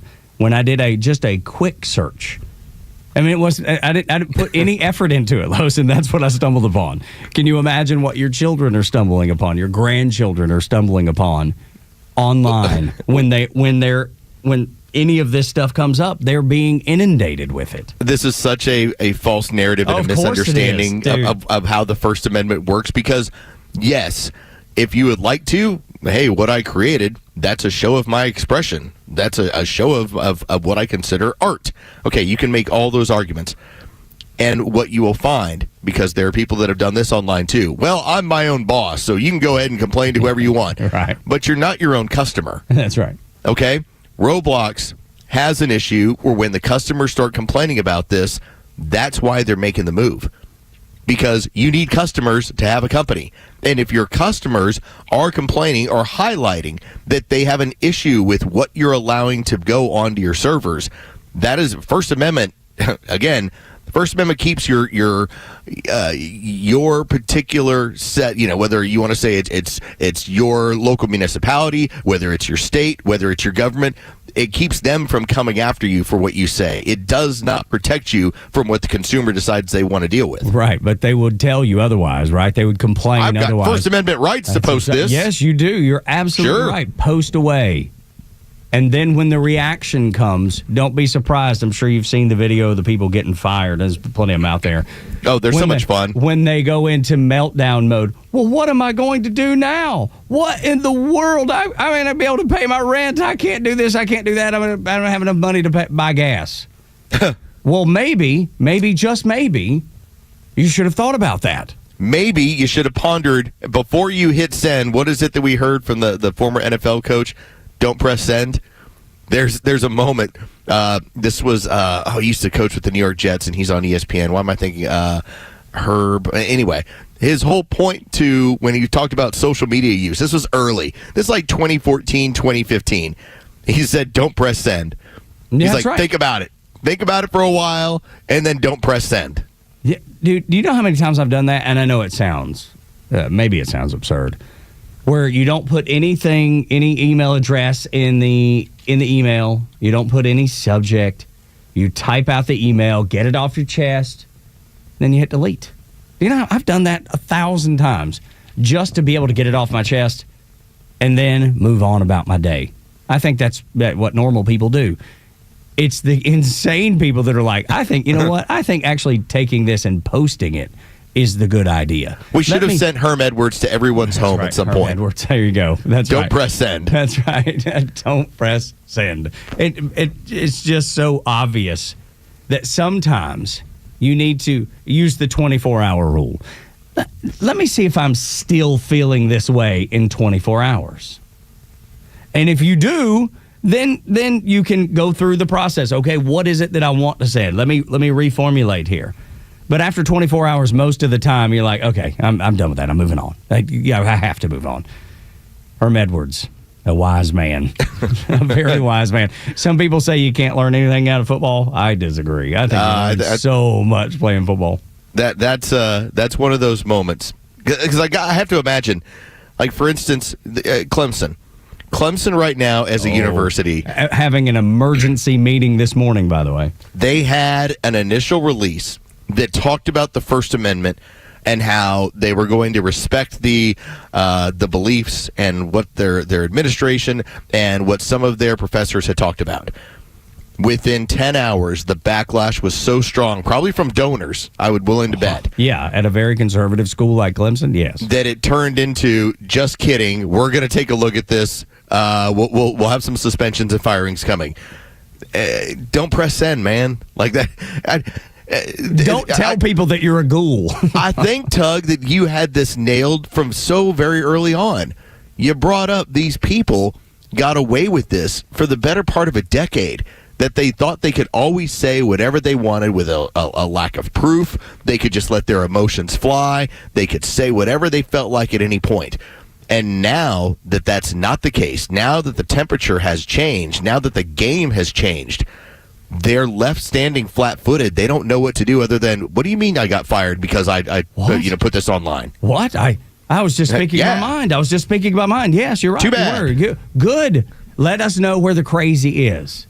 Make sure you're very clear. That way we know to avoid you. Yeah, nobody's going to lock you up anywhere. No. You just happen to lose your job because I won't support the company that is employing you. I have no desire to be around you or anyone like you. I want to be away from you, a long way away from you, if I can possibly get there. Bill Maher, this weekend, he had discussions with Ben Shapiro. Bill Maher's a guy that I don't always agree with. Every once in a while, he'll come out with something that makes a lot of sense, and we'll give him credit for that. Like he went down the whole, well, there's violence on both sides nonsense this weekend. Don't go down that road. I actually had my mother try to go down that road. And by the time I finished listing out all of the assassination attempts, all of these showing up at Brett Kavanaugh's home, the bomb threats against Amy Coney Barrett, as I went through every single one of them, Steve Scalise being actually a sitting member of Congress who can tell you what it's like to be shot while he's in office by a fanatic. Going through all of that, I then gave her the, now you name one for me. We'll be waiting. And that was the issue. Again, we'll wait. There is a party of violence right now, and that party feels, because of all the indoctrination, that they're allowed to do it. Now, I want to play this because this is Ben Shapiro, and he and Bill Maher, it's going to be quite a bit of difference when it comes to their view of theology, for instance. But Ben Shapiro gives Bill Maher a nice fat truth burger to eat. Take a listen. It's always such a silly argument, because if God wrote the book, how could there be things we don't agree with? It either got to be perfect because it's written by you-know-who, or it's just not perfect and written by people, which it was, obviously, and it's full of nonsense and wickedness and things that are everything but virtuous. So Bill, you and I agree on morality. I'd say like 87%. Morality. 87.5%. But not from the Bible. I have a question. Why? Because it's for slavery. Because it's okay with slavery. Why do you and I agree on morality like 87.5%? I'm a religious Jew. You're an atheist. Why do we agree on those things? I'll tell you. I mean, I can give you my answer. Yeah, please. Because we probably grew up a few miles from each other in a Western society that has several thousand years of biblical history behind it. And so you can think that you hit that triple and you formed your own morality, but the reality is you were born morally on third base. No, That is a hilarious point to him, because you just put in Bill Maher's face.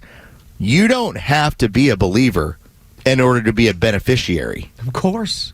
And that was what he flat out let him know. It's like, you can talk about all your own atheist views. It all comes from the same place. Every bit of it. The benefit of the society that you live in comes from Judeo-Christian ethics. It comes from that Bible. And look at countries that don't have that sort of structure and the chaos. And I saw them in the United States Navy. I got to see them up close. Those countries that don't subscribe to that Judeo-Christian value and the upheaval, the how upside down and backwards everything is, and the violence that happens, the chaos that goes on. I got to see them up close. Bill Maher probably has never seen that stuff up close. And so in his blinders, Los, he's got blinders on because he can't see what's obviously in front of him. No. It's unbelievable, man. Because he's a smart man. He is not a dumb man. Well, he has, and there's times when it's more so on his podcast, where when somebody brings up the homelessness issues in California, some of them bring up the dirtiness of California. Even when they've joked around about the cost of groceries, Bill Maher doesn't have any idea because he doesn't take part in any of that stuff. That's right. And again, it's a blinder for him. Now, do I look at it as some sort of hindrance as to if he understands the difference in right and wrong? No, he does. That's very clear. He came down very hard on Democrats who were backing the whole celebration of the assassination of Charlie Kirk. He's like, y'all are gross. Yeah, he's like, there's something wrong with you. And see, there's one of those times when, like, Bill, good job, pat on the back, man. You deserve it. But he's got that blinder too. He does, man. That is not because of his adherence to the Bible, but he's in a world that benefits from it. That's exactly right, man. So true. Good on Ben Shapiro for pointing it out. When we continue, a TikToker with 24 million followers was inspired by Charlie Kirk and shared his thought about Charlie and what he plans to do moving forward. Next on Extra 106.3. The latest sports news, powered by 680 The Fan, and driven to extra listeners by RBM of Atlanta in Sandy Springs, Atlanta's Mercedes-Benz connection since 1964. Good morning. Here are your sports headlines for Monday, September 15th. The Atlanta Falcons are now 1-1 on the season after beating the Minnesota Vikings on the road on Sunday Night Football, 22-6, the final, as the Falcons keep the Vikings out of the end zone entirely. Falcons running back Bijan Robinson set up the offense all night with 143 yards on 22 carries. Next up, a Sunday matchup on the road with the Carolina Panthers. Week 2 in the NFL ends tonight with the Monday night doubleheader. The Texans will host the Buccaneers. That's going to be a 7 o'clock kickoff. Then later in the evening at 10 o'clock, the Raiders host the Chargers. With your sports headlines, I'm Carlos Medina. How do you become an expert at something? By doing the work for, say, 78 years? Seems like a good step in the right direction of becoming an expert in the field that you're in. Keeping up with the technology, keeping up with the changes in the industry. There's all kinds of ways to become an expert, but it's just time.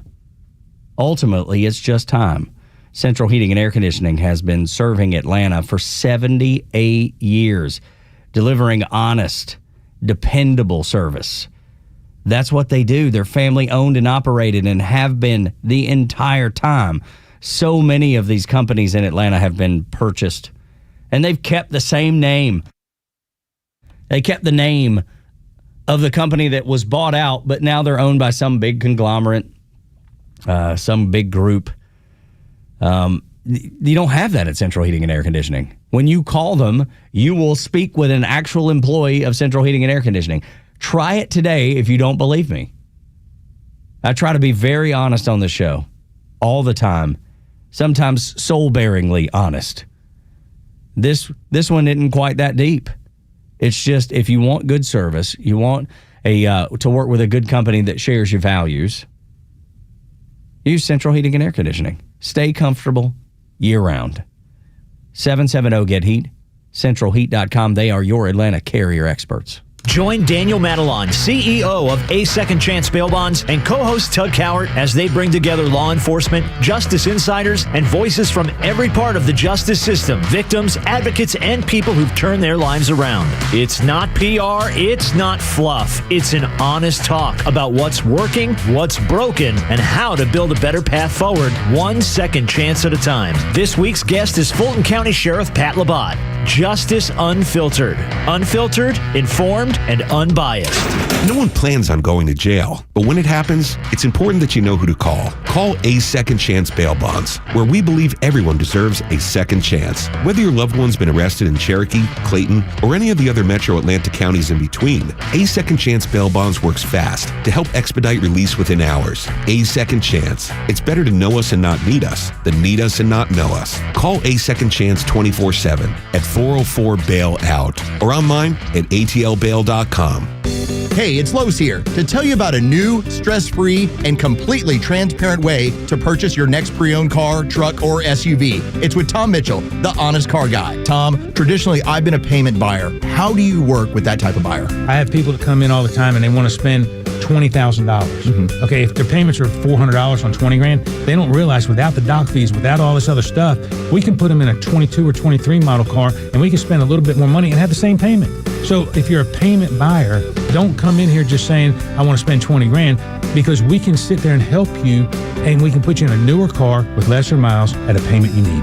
Friends, if you're in the market for a pre-owned car, truck, or SUV, get an honest car buy from the Honest Car Guy. You pay what we pay, plus an honest fee, and we back that up by giving you the bill of sale. That's our transparency guarantee. Call 844-SHOW-ME-1. That's 844-SHOW-ME, the number 1, or visit honestcarguy.com. Amazon Business offers smart business buying solutions, so you can spend more time growing your business and less time doing the admin. Learn more at amazonbusiness.com.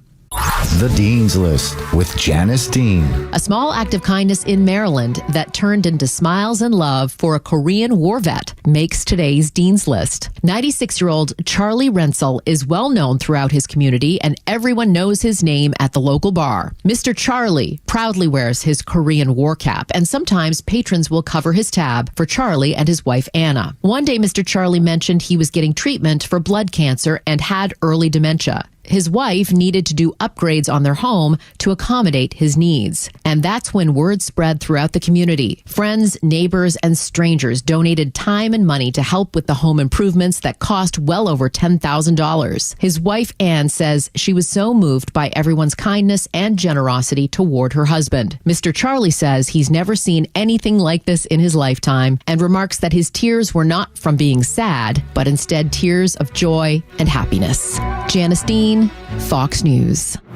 Stream Clay Travis and Buck Sexton, Glenn Beck, Fox News, and even NASCAR on Sundays. Anywhere on the Extra 106.3 app. Download the app now and get 24/7 access to the live stream, the latest news, and everything you need to know about Atlanta's only conservative talk station. Download the Extra 106.3 app for Apple or Android and check out even more great original content at thepodcastpark.com. Over the weekend, our church was filled on Sunday. Our church is always pretty full, so I don't know that I saw an incredible swell of more people, but I wasn't at the other services, right? There's multiple services on a Sunday. And but I saw over the weekend just people talking about how their church services were full to the brim.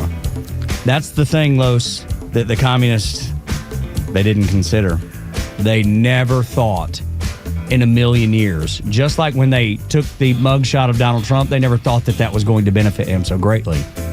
They never thought that killing Charlie Kirk would actually fill the church pews. And that's exactly what it did this weekend. It was remarkable to see how many people were going to church and talking about going to church.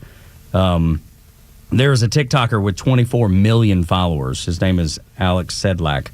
And he shared his thoughts about Charlie Kirk. There's also some things I believe that the communists overlooked. The more videos I see of Charlie, the more I realize he was basically a perfect example of what a young man should strive to be. And I think that's what they hate the most. He was someone who advocated everyone gets married young and has kids as soon as possible. He completely advocated for people to not participate in hookup culture. The last video I saw of him that inspired me to make this, he was saying, if you want to be the best version of yourself and you want to live the best life that you could possibly live, you can't do what everybody else does. You can't go to the bars every weekend, get blackout drunk every weekend, and hook up with a random stranger every weekend. That is so unfulfilling. And Charlie was literally a perfect representation, bro. He was a hard-working individual. He had a purpose that was bigger than himself. He fought for truth, and he fought evil.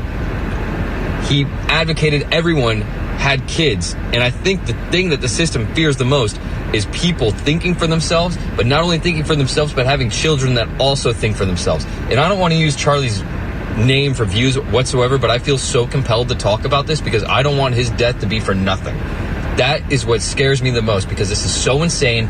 I can't believe that this is even happening, and I feel so convicted. I feel such weight on my heart to do my part and talk about Christ, because I think that's everything that he would have wanted, you know, and I think that it's the least I could do. You know, he literally risked his life to fight for truth and to speak about Jesus.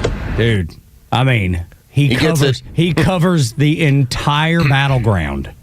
Everything that our kids are up against, everything that we're up against in the country, he covered it. He talked about hookup culture being unfulfilling, and having a wife and family and children is fulfilling for young men. Vice versa, for young women, becoming a mother is the greatest thing that you could possibly do. Despite what Michelle Obama would say, being able to have a baby being the least important. That's the glaring difference in what Charlie Kirk said and what I believe, and then what people like Michelle Obama or Barack Obama would tell you. And it really speaks to the poll that we had from about a week ago, early part of the week, where it talked about when you look at Trump voters that were men, excuse me, and their most important factor when it came to, you know, what motivates them was having a family. Yeah. Whereas when it came to women voters for Kamala Harris, the least important factor to them was having children, having a family. And so this is really where the politics is so incredibly different, where one side will tell you wildly unimportant, the other side will tell you what a foundation that it makes and for the future of this country. I think one of the aspects that Charlie Kirk brought up, and I enjoyed watching one of the videos over the weekend, he talked about the times where you wear black. He's like, it's a funeral, like, hey, you're in your casket, this is what you're wearing, everybody shows up in black because that's the end. He says, and also your wedding, because this is the end of hookup culture and running to the bar. And the only one that I said, hold on a second, Charlie, He said video games until 1 a.m. I'm like, hold on a second, Charlie. I got Friday and Saturday. I can figure this one out. That's right. But everything he brought up, I'm glad that young man, obviously talking to his, million followers, Alex Sedlak, he got it. It resonated. It got right through to him. It cut right through. You know what's so important, Los, and this is, I would assume, will be important for you as a father of two beautiful girls, that there's going to be a young man that listened to Charlie Kirk, that understood being a good husband, being a good companion, being a good father. Those values were instilled in him probably from his own father, but they were then solidified by Charlie Kirk, because Charlie had such an ability to communicate with those young men. And one of these days, it's going to be a young man like that will come to you and be like, I want to marry your daughter because I think she's the most wonderful young woman on earth, and I want to treat her the way you would treat her. I want to love her like you would treat her, and you would love her. That's going to happen at some point, and I would have to assume that you're hoping that they'll meet someone like Charlie, that loved his wife like Charlie loved his wife, loved his kids like Charlie loved his kids. Man, I just hit me right now. I'm certainly not trying to put you on the spot, but I would want that for my daughters if I had daughters. I love the idea that this resonates, and culturally it becomes a huge factor when it comes to young men. Who do they model themselves after? Like you and I I model myself after Michael Jordan. Yeah, that's right. I was like, that was what we had. That was what pop culture told us was the most amazing thing. It's Michael Jordan. And so what was our mentality? Michael Jordan got cut from his high school team. That's so right. You got to keep working. That's right. Keep working. And you can be a butt to everybody, but as long as you're successful, then here's what it is. Charlie Kirk's, it's different. Yeah, it is. It's different. As much as the other side will be like, what a jerk, what a racist, go watch the videos. Go sit there. Go watch the show. Yeah, go listen to it. I had a friend, and I didn't reply, but I've wanted to so many times. Guy that I served in the Navy with, and he is a smart man. And he posted a Charlie Kirk quote way out of context, and made it look like something that it wasn't. And I was so disappointed for him. Not even in him, dude. I was disappointed for him, because he doesn't have any idea that he has been misled, that he's been lied to, that people have manipulated his feelings.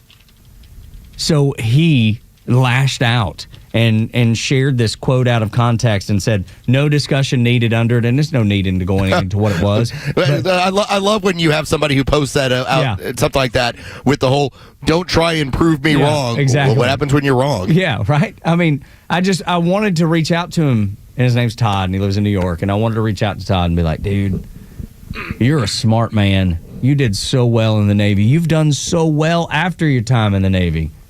How are you being led around by your nose by people who have no use for you, people who have no hope for you in your future? Like, they need you to be what you are being right now, and sharing it with me and other friends that you have. How can you be so misled by falsehoods, by lies, by context? Context not being there. How can you fall into this trap? I know you better. I know you're a good man, and I know you're a smart man. Clearly you didn't, because that's what he's posting. Yeah. I mean, let's get to the heart of what Charlie Kirk was doing. Charlie Kirk was inspiring people to ask questions and have discussion, in the idea that if you are having discussions, it's because you're curious. You are not compliant with what you're being fed to think. Curious.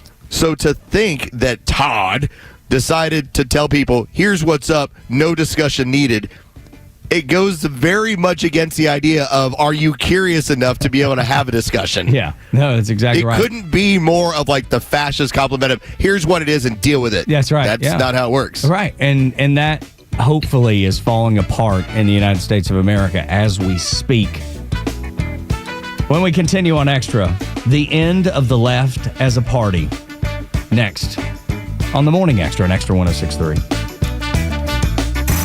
It's time for the Bortz Report, exclusively on Atlanta's only conservative news and talk station, Extra 106.3. Two things have been true about far-left rhetoric about Republicans and conservatives. One, since 1952, the left has always said, if you elect Republicans, they're going to take away your Social Security. It's never happened, but that line has been in virtually every election since 1952. Secondly, conservatives are fascist. That you're hearing right now in all of the dialogue over the assassination of Charlie Kirk. After World War II, the left needed a new way to demonize conservatives, to demonize people who loved our Constitution, our system of government, and our freedoms. Well, we had just defeated a horrible enemy, Adolf Hitler, and fascism. So that's what we'll do. We'll just accuse conservatives of being fascist. Everybody hates fascists. So that might stick and get us back in the electoral game. And it continues to this day. If you don't agree with limited government, if you don't agree with individual liberty, if you're not a fan of capitalism, if you don't agree with private property rights, free markets, a civil society, then you must be a fascist. It's so easy to show that we're not a fascist nation. Tell me all about the national elections they had in Italy where Mussolini could have been removed, or Germany where Hitler could have been removed. We have those elections here, the next one in 3 years. Oh, and we'll also completely replace the House of Representatives and a third of the Senate. That doesn't happen in fascist, totalitarian societies. This whole fascism thing, just a cheap trick to foment hatred for those with conservative ideals. Oh, and the media falls right in line. Neil Bortz Extra 106.3. WFOM and W292 EV Marietta, a Dickey broadcasting station. The 8 a.m. hour is brought to you by Central Heating and Air. Fox on Tech. Is that a real photo or is it some AI fakery? Your Google phone can tell you. Google had already announced it would integrate C2PA content credentials into its smartphones. Now the company says the standard is deployed to its Pixel 10 phones. That means the phones have the ability to work with C2PA, short for the Coalition of Content Provenance and Authenticity, in reassuring people that pictures, video, or other media are legit or not. Think of it as like a nutrition label for digital media. The standard allows a user to see information like by who the media was created and when, or if it was altered in some way and when. The idea is to help people understand if something like a photograph is genuine or if it's an AI concoction. Google's Pixel 10 and Android OS now meet C2PA's highest standard and can even digitally stamp your own photos with authentication. With Fox on Tech, I'm Eben Brown, Fox News. They have DNA evidence. I'm Dave Anthony, Fox News. The day before suspect in Charlie Kirk's assassination makes a court appearance, FBI Director Kash Patel just told Fox. We have the DNA on the screwdriver that was found on the rooftop and the towel that the firearm was wrapped in. And Patel says that matches Tyler Robinson, who remains jailed days after Kirk, a conservative activist, was murdered addressing a crowd at Utah Valley University. Patel also tells Fox the suspect did write a note before the shooting. And we have evidence to show what was in that note, which is, and I'm going to summarize, basically saying, the suspect wrote a note saying, I have the opportunity to take out Charlie Kirk, and I'm going to take it. There have been vigils across the country, including a big one last night. Fox's Mark Meredith is at the White House. The president will be heading out to Arizona over the weekend to attend the memorial service. And as you mentioned, last night here in Washington at the Kennedy Center, we saw this moving memorial for Charlie Kirk as top staffers also paid their respects. I would not be in this position if not for the heroic efforts of Charlie Kirk, who turned the political tide among young people in this country. That's White House Press Secretary Caroline Leavitt. Secretary of State Marco Rubio's in Israel. Just had talks with Prime Minister Benjamin Netanyahu and again calls for the need to disarm Hamas. Every single hostage, both living and deceased, needs to be home immediately. Rubio is also urging Qatar to continue helping negotiate a ceasefire in Gaza after last week's Israeli airstrike targeting Hamas in Qatar, angering that country's leaders. They honored TV's best shows last night night of the Emmys on CBS, and the studio won big. Outstanding comedy among the 13 awards the Apple show won last night and last weekend. Seth Rogen, the show's creator, won Best Actor. If you watched our show, if you appreciated our show, if you voted for our show especially, thank you very much. I'm legitimately embarrassed by how happy this makes me. The Emmy for Outstanding TV Drama went to The Pit. Adolescents got Best Limited Series. America's listening to Fox News. You ever wonder why Verizon charges twice as much as Pure Talk for the same basic service? Think it might have something to do with the fact that Verizon spends $12 billion a year on advertising and promotion? That's billion with a B? Yeah. Pure Talk doesn't spend that kind of money on commercials. That's why they can offer unlimited talk, text, and plenty of data on a blazing fast 5G network for just $25 a month. Save an additional 50% off your first month when you dial pound 250 and say the words micro. That's pound 250, micro.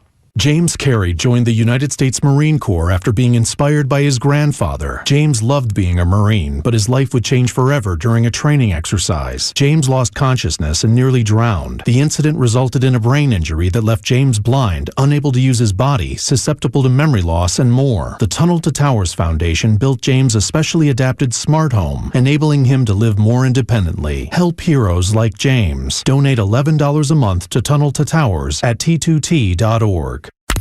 For hourly Fox News updates and the best in conservative news and talk, keep it on Extra 1063 or download the Extra 1063 app. Hey, thanks for being on the show, Tug and Los, until 10. Thanks for listening. Thanks for engaging on social media at Extra 1063 across the platforms. At Front Office Los, at Whiskey Click for Jure, and at Tug Cowards where you can find us. It was a much-needed weekend. That was splendid, man. If you're a fan of Georgia sports, you've got to be really satisfied. Kennesaw State won, Georgia State won, Georgia Tech won, University of Georgia won, and the Falcons won. That's a pretty good little Georgia football weekend there. I choose to try and invest my time in things that are productive. Sports is the one area where I don't know how it's going to turn out, so I don't know how productive it could possibly be. Right. You know, you get into a movie and you're 10 or 15 minutes in, you can decide, do I want to be here the full 2 hours or am I checking out on this? So you can go on to something else. Yeah. There was a moment during the Georgia game where I went, man, I'm going to go 4 hours and then be crushed, huh? It was you weren't, though. It's the exact opposite. The Tennessee fans were crushed. And you want to talk about an anticlimactic ending. Yes. In that... That's right. My wife and I, as we're watching, and I had my stepdad. He was down in the basement as well, and he was dozing in and out. And he woke up when my wife started screaming, "That's a touchdown! That's a touchdown!" So as they go to replay, for any of you who didn't see it, Georgia is in overtime. If they score a touchdown, they win the game. They look like they have. It goes to video replay. Clearly, on the game broadcast, it's a touchdown. But now you have to wait like the 2 minutes for the replay booth to be over with it and make sure. And so you didn't have that giant elation moment, you know? And you had all the Tennessee fans standing there with just their arms out like, I don't know what just happened. Well, what happened is you lost. That's what happened. 9 straight. That's right. You were winning the majority of the game. But when it came down to crunch time, you didn't do what was necessary to win the game. Georgia comes away with it. But anticlimactic is exactly the right way of putting it. It was so funny, the memes, the Tennessee fan memes with their question mark hands. I saw a meme yesterday that had Maury Povich. And you remember when Maury would do the reveal if you're the dad? And it was the Tennessee, Georgia's your daddy. So good. You know, or this team, there's only one team in America that currently has 2 home stadiums, and it was Georgia showing Athens and Knoxville. That's great. And credit to, on the other end of it, Georgia Tech ending an 8-game losing streak to Clemson. Dude.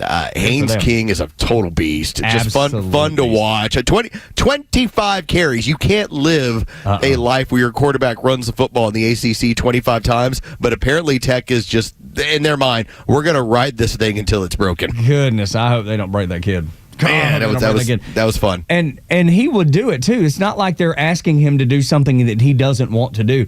That's who he is. He's good at it. And he's really, really good at it. And by the way, it's not like he can't throw. He threw for over 200 yards. Yeah. So he accounted for over 300 yards of total offense.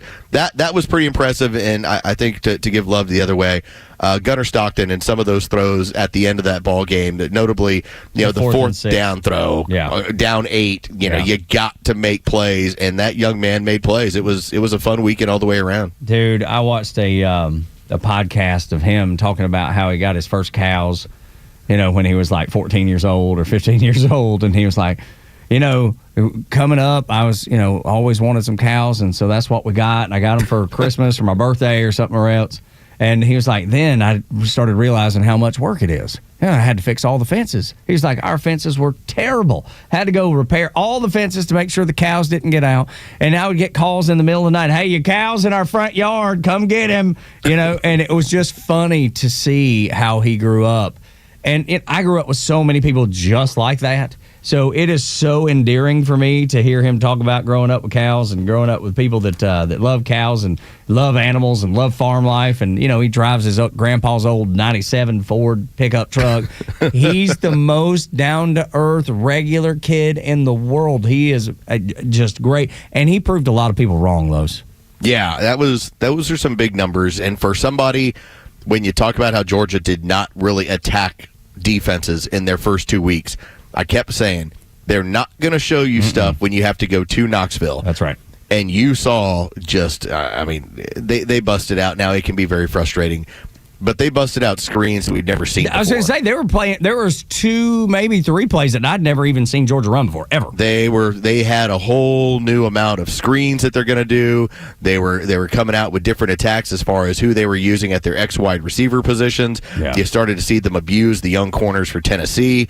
All in all, that was when I finished off my 4 hours, I didn't feel cheated. Now, had it not gone Georgia's way, I'd been like, hey, what a great ball game that was to watch. No doubt. Yeah. And then it continued on in the evening. I enjoyed all my college football action and then my NFL action on Sunday, including Sunday Night Football, with the Falcons looking like one of those teams that when you aren't firing on all cylinders offensively, you still get a win because you play defense this year and you now apparently have a kicker. Well, then there you go. 5 for 5, including from 54. Goodness gracious! Right, that's about the end of Young Wei Koo. Yes, I'm thinking so. And the Falcons needed it. Falcons fans, man, they're an abused bunch of people. They are like a long-tailed cat in a room full of rocking chairs.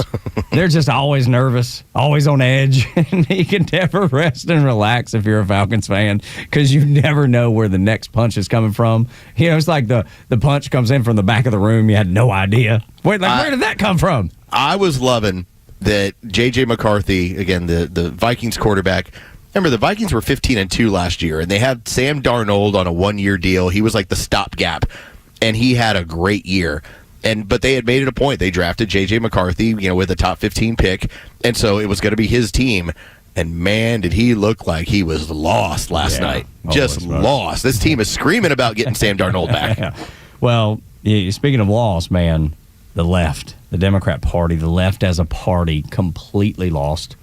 They have no direction. They have no leadership. And they celebrate murder. So I'm not sure where you go from there. I don't know how you recover from that. The problem is, Los, that they don't see it yet. Many people. There's some Democrats that do see it. Don't get me wrong. And I even saw John Fetterman a tweet that he posted where he was like, people celebrating the murder of Charlie Kirk is crazy. People endorsing the communist Mamdani in New York City are completely lost. He doesn't represent the Democrat Party. So you're seeing one or two, but by and large, the left is so listless. They don't even see the darkness that they're up against. Well, I hope, because we're split squad today. I'm back over in the home studio because I got to run up later to do afternoon drive on our sister station. But I hope you have Morning Joe on. Oh, I do. Yes, sir. Right now there's a David French. The monsters are in your midst too. From the New York Times op-ed. That's what they're running right now. Their only response is, well, their side has bad people. Okay, this is how bad it is for them. Remember, just a week and a half ago, You had a guy like John Fetterman who was bringing up, why is the word socialist being bandied about in this way? Why are socialist ideas being thrown around by this party? This is the death of the party if you do so. Well, now add in murder, and add in celebration of murder, and add in this monstrous worldview where life is not that important. Again, life is not important when it comes to communism, socialism, globalism. So why is your party portraying that as well? Friday, Tug, I thought was the biggest indication of how much trouble the left is in, because they went from, well, you guys kill people too, to this person who killed Charlie Kirk was entirely on your side. Yes, entirely. And then they went full blast with every one of their leftist influencers. Go back in their timelines, the amount of them that orchestrated the let's blame this on conservatives, let's call this republicanism, let's say this person was a supporter of Donald Trump, even though all the information spoke to the otherwise. This, to me, is the end of the Democrats as a major party, at least for the next decade, and especially with young people. The way they're coming up, it might be 20 years before they vote for a Democrat again. Because what would give you the reason to vote for them? What would give you a reason to listen to them? What would be a reason to give them a chance at the ballot box? Give me one piece of legislation. Give me one action. Give me one reaction that has been positive. You had a president that was incapable of functioning as a human being. I take no joy in the illnesses that Joe Biden has and had. They lied to you for 4 years and said he was just fine. The mainstream media told you it was your fault. It's your fault that you see this. It's your fault that you're noticing that Joe Biden falls and can't finish a sentence, or he reads the teleprompter, end quote, here. He does all. So give me something. If I'm a young voter, give me something that the Democrat Party or the left has to offer you, because I don't see a lot. I'll tell it to you this way, Tug. We are a long way from pre-social media Barack Obama, where everything was, hey, man, Obama's cool. Like, look how cool he is. Yeah, he's so cool. Man, he's so cool. What has gone on, once we had X become a free platform once again, thank you, Elon Musk, you now have such a quick dissemination of information and also a destruction of stuff that you know to be BS. That now, what is cool? Cool is honesty. Yeah. Cool right. is transparency. Transparency. Cool is pointing out who you are. Why do you think Charlie Kirk resonated so much? Whereas, what does the Democrats become? Just as you talked about with Joe Biden and Kamala Harris, it's lame. It's old. It's tired. And what is going on with Barack Obama? He gay. Okay, like that's what the youth looks at. They're like, he's married to a man. Now, is he? I don't know, but this is the mentality that has now gone through every single person that is paying attention has these views. So how exactly do you turn that into, hey, we're the party of cool? Yeah, you're busy speaking about globalism and death and celebrating it. That's right. There's nothing cool about that. What would there be?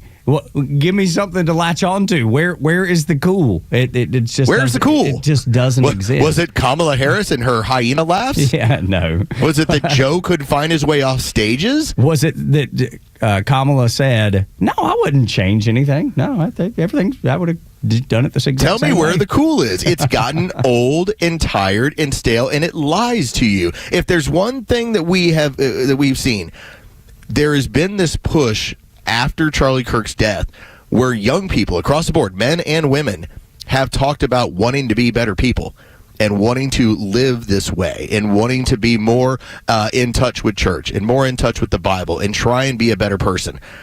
That all comes from somebody they looked at as being pretty cool. Yeah. And then you get that nurse up in New Jersey that she called out the doctor that was cheering Charlie Kirk's murder. And she was brave enough to call him out, and they fired her for it. Look, again, we have to accept that she did something using her freedom of speech, which we agree was the right thing. Yeah, she pointed at her employer and said, "What are you doing?" Yeah, and the consequence was she was fired. The difference is, that I know of, no one saying, "Hey, she was fired unjustly." You know, did the doctor deserve everything that she said about him? Absolutely. Will he be affected by that? Absolutely.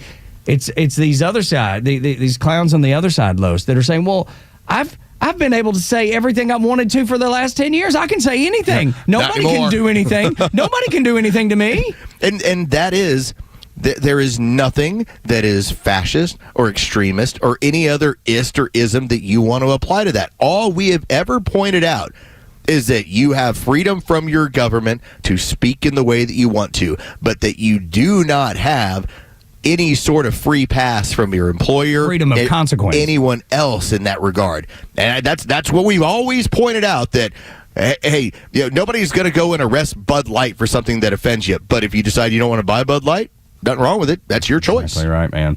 This is how this works. And so we're seeing it play out to where employers who used to look the other way, this was such a disgusting act that they are looking at it and going, this is so bad. It's so country changing. And we saw even love that Charlie Kirk was getting from the Brits as well. Yeah, right. It is all around the world. If you think that you're somehow overplaying this by saying, hey, that dental hygienist who works for me, well, they got to go. No, this is a pretty serious matter. If that's how they feel and they're that gross under your name, under your company, well, then they got to go. Isn't it amazing how brave social media has made people? I mean, foolish. Right. But yeah, it's foolish for sure, but they're so brave. They're so convinced that this is their platform to speak their mind, and it is. They have no idea that the consequences or the backlash is coming, because it's not happened. It's not happened. It's never happened. And now all of a sudden it is. But how brave, foolishly brave, but brave are these people. Social media has made them so brave, so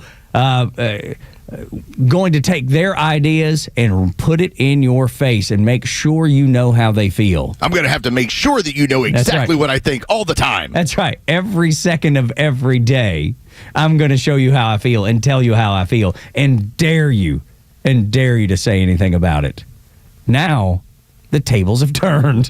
Man, all of a sudden, saying something about it is the actual brave. I think I told somebody last week at some point. They were on some high horse about what I was saying and what I was pointing out about Charlie Kirk, and I just said something very simple to them.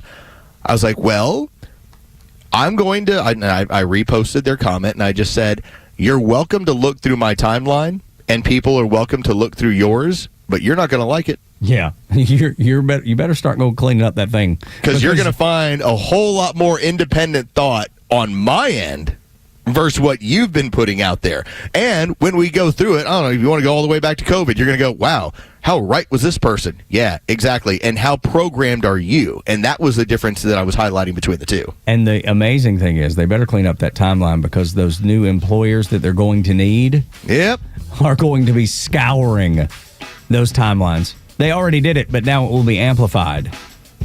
You're welcome. You should probably just take the advice from us if you'd like. Go cleanse your timeline. Now that you've been fired for being an idiot, go cleanse your timeline so hopefully you can find a job.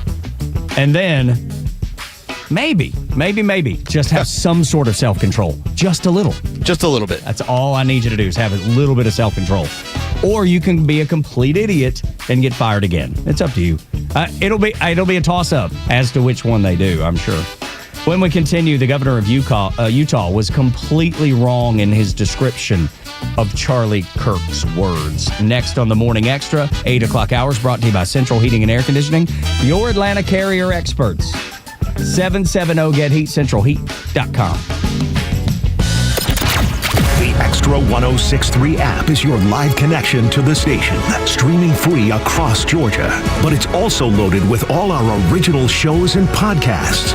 Listen to exclusive shows from Janelle King, Ben Burnett, and so many more. Grab the Xtra 106.3 app now and start streaming. Hey, Atlanta, it's Los. Let's talk about True Prep. First off, if you want to go over to True Prep, Not a problem. 1000 Cobb Parkway in Marietta. They're going to welcome you into that store. You're going to find all sorts of amazing equipment. First off, if you're an outdoor enthusiast, they got everything for you to get out there safely. If you're big into home prep like I am, I always want to make sure I have freeze-dried food and things on hand just in case we lose power, just in case we get another snowmageddon. Whatever. My food stays good for 25 years, so there's going to be something to happen. I'll be ready for when it does. But if also you want to talk about home protection and also protecting yourself when you're out and about, True Prep has a ton of deal on new and used guns with great prices on ammo. You can go check it out in store or you can go online as well. True Prep, that's TRUprep.com. Also, check out their sales and clearance section and also their events and workshops page. Now, recently, getting some more that are going to be on the schedule, they've done a first-time gun buyers workshop. They're going to be doing some more of those. They have an intro to prepping workshop that they do on a regular basis. You can always check their schedule to see what is coming up. Again, they're taking care of you on both ends of the spectrum. Go to TRUprep.com. That's True Prep. TRUprep.com. Prepare today for a worry-free tomorrow with True Prep. This fall, the gridiron calls, which means you'll be road tripping to games across the South, and you'll need a reliable ride to get you there. And Subaru of Gwinnett has the vehicle for you. But a new car, truck, or SUV from Subaru of Gwinnett is about way more than just getting to the games. It's about getting the family home. It's about getting to work safely, but it's also about getting the most out of every adventure. If you're driven by an adventurous heart, the 2025 Subaru Outback shares your spirit with standard symmetrical all-wheel drive and up to 32 miles per gallon. Or maybe it's the all-new 2025 Subaru Forester. It holds the road with standard symmetrical all-wheel drive, and it holds everything you need for the tailgate. And no matter where adventure takes you, it starts on Satellite Boulevard in Duluth with the amazing staff at Subaru of Gwinnett. They'll help you find the Subaru that you'll love and be there every step of the way for everything you need. Start your shopping online at SubaruofGwinnett.com and let your adventurous mind run wild. Then stop in for a test drive on Satellite Boulevard in Duluth. Hey, this is Matt from East Cobb. We basically bought our house from our in-laws. It was my wife's childhood home. One of the issues that we've had when we first moved in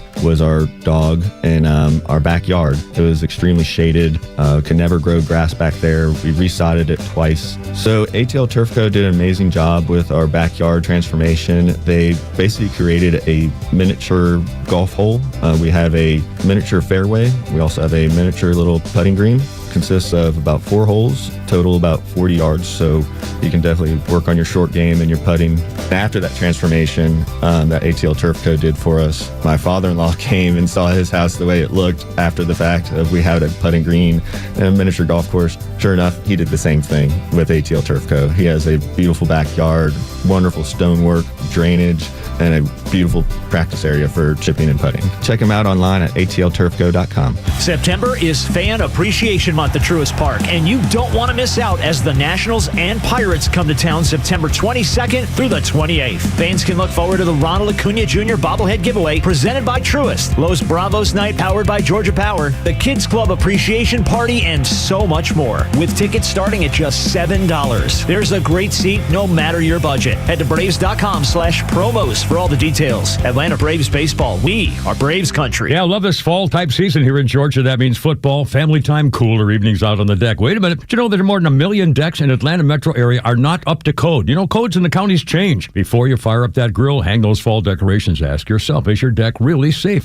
Wobbly boards, loose railings may not seem like a big deal until somebody falls up in the bushes. That's why you need to call the only pros of the Kimmer Trust and learn all about it with Peach State for a free safety inspection. Don't trust guesswork or YouTube or somebody says, hey, I got a hammer, let me look at it for you. Wait a minute. Jeff and his crew know what to look for. They give you an honest opinion because they inspect every deck like it's holding up their own family. If it's time for a refresh, Peach State can help you pick the perfect look. Classic wood, low maintenance composite, maybe something built to last for generations, of course. Don't wait for a surprise step to ruin your fall plans. 770-485-8011. A free safety inspection, or look them up, peachstatewindows.com. Decks, windows, and more built with integrity, quality, and attention to detail. 770-485-8011. Call now. Hey, Atlanta Braves fans, this is Kelly Kroll asking you to step up to the plate for the men and women who have served our country and protected our freedom. The Warrior Alliance, an official community partner of the Atlanta Braves and the Atlanta Braves Foundation, is helping thousands of veterans to achieve success after military service. Either you or someone you know has served and deserves our support. The best way to say thank you for your service is by helping a veteran round the bases on their journey home. Donate today at warrioralliance.org. The stories that matter to you. These are your Georgia headlines. Here are your Georgia headlines for Monday, September 15th. Early voting for a special runoff election for state Senate in North Fulton and Cherokee counties. Senate District 21 began Saturday. Republican Jason Dickerson is competing against Democrat Deborah Singley for the seat that Brandon Beach vacated when President Trump selected him for the U.S. Treasury Department. Early voting is open this week in several locations in both counties. Election Day is September 23rd. Cobb County Election Director Tate Fall is stepping down from the role she took on less than 2 years ago. The board has named Michael Dietry as acting elections director. He will serve in that capacity until a permanent successor is appointed. And one man is in custody after an officer was shot Friday night in North Georgia. Captain Brantley Worley remains in critical condition in a Chattanooga hospital. Police say the suspect opened fire when officers responded to a call for a suspicious person in McKaysville. The suspect was arrested on Saturday morning without further incident. Governor Kemp shared a call for prayer from all Georgians for Captain Worley on Sunday. Weather for today, partly cloudy with temperatures in the mid-80s. With your headlines, I'm Jerry Payne for Extra 106.3. 8 o'clock hour brought to you by Central Heating and Air Conditioning, your Atlanta carrier experts. 770-GET-HEAT, centralheat.com, Tug and Los until 10. I was less than impressed with Utah's governor. I mean, that's a very nice way of putting it. The only way I know to put it, man. Very Christian Tug, who was like, you know what, I'm really disappointed in you. Yes, that's right. Because that was always the worst for me when my daddy or mama said that to me. They wouldn't be mad at me. They're just like, we're just very disappointed, and that would just bring the house down. That for me, Jerry Lamar. Yeah. I'm very upset with you, Lamont. Come on now. No, but seriously, they would tell me that. We're not mad at you. We're just disappointed, and that would be enough to just. Jaquavius, I'm so upset with you. That's right. Exactly. That's exactly. And my sister Siobhan. Love it. Yeah, exactly. So that's what we were doing. Yeah, that's what we had. But they would tell us. They would call us by our names and tell us they were disappointed. And that's the way I feel about Utah's governor, because I want to play you this clip. And when he says what he says, I immediately go, what in the world are you talking? I assume this is a Christian man, this Governor Cox. But when he says what he says here, and I'll let you hear it in uninterrupted, and then I'll respond to it. Listen to this.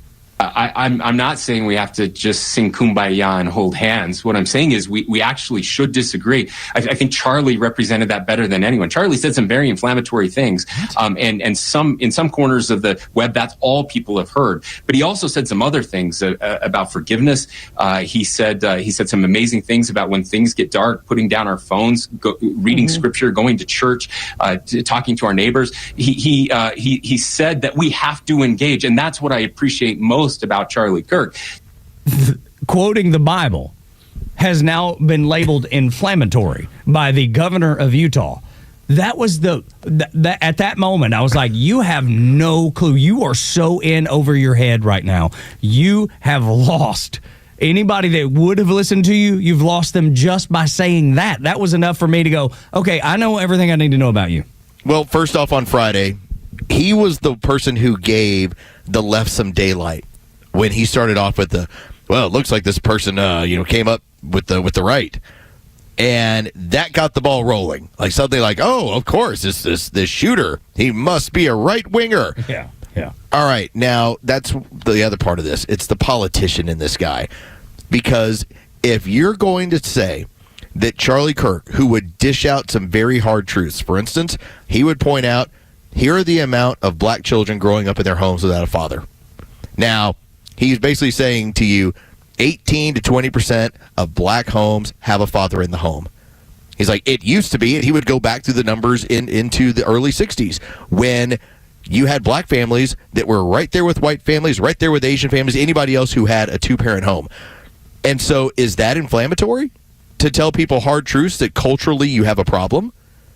That's what Charlie Kirk was doing? No, it's not inflammatory. Exactly. But to a governor, like, oh my God, it's inflammatory to tell people the truth. It may piss you off to hear the truth because people oftentimes get angry when they hear the truth. But you must hear the truth. If you don't, then how do you expect to live a life according to truth if you're constantly rejecting the truth? How about the video where Charlie Kirk, he's speaking to an English major, and he starts asking this English major about what their favorite books are. And he starts asking about different authors. Mm-hmm. And the person had no idea. In fact, when he was asked about a Jane Austen book, I think he said Harry Potter. Of course. Okay, so you mean J.K. Rowling. Yes. But, again, you're an English major. Yeah. And Charlie Kirk would point out that college, in large part, is a scam. And what are you learning? And I'll tell you this, Tug, just to bring this home a little bit. I went over to the fire pit, my neighbor's fire pit. I met one of my neighbors that I have not met as of yet. He's got a son that plays ball. Nice. And we started talking because at this point, they're further along in this high school evolution. Sure. But first off, that kid's a pretty good ball player. My next door neighbor, his son went for 1,100 yards receiving last year and runs a 4.45. These are some pretty athletic kids. So we are talking about like college sports and college ball. He is a ball player. Yeah, he's a ball player. As we're getting into this stuff, we started talking about, man, but don't you want to go somewhere and learn a trade? Yeah. And that was the discussion that it turned into. Charlie Kirk would flat out tell, is it inflammatory to say that your English degree might not be as valuable as learning how to work with electricity? Yes. It should be clear to you. Is that too much? Is that too much truth for you? Is that too inflammatory? I had a conversation and have multiple times with my son already based on our discussion with Dr. Rich McCormick.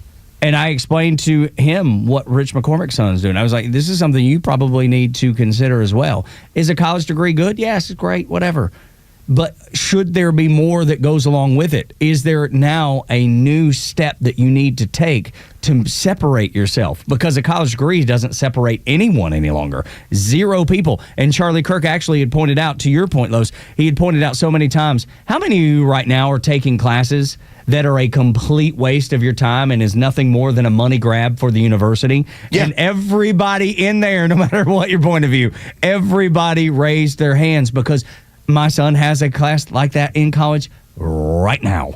It's such a waste. It is a waste of the teacher's time, a waste of the university's time, and a waste of the student's time. And it's nothing more than how do we make sure that we're having people spend more money at this university? I guess I always felt fortunate.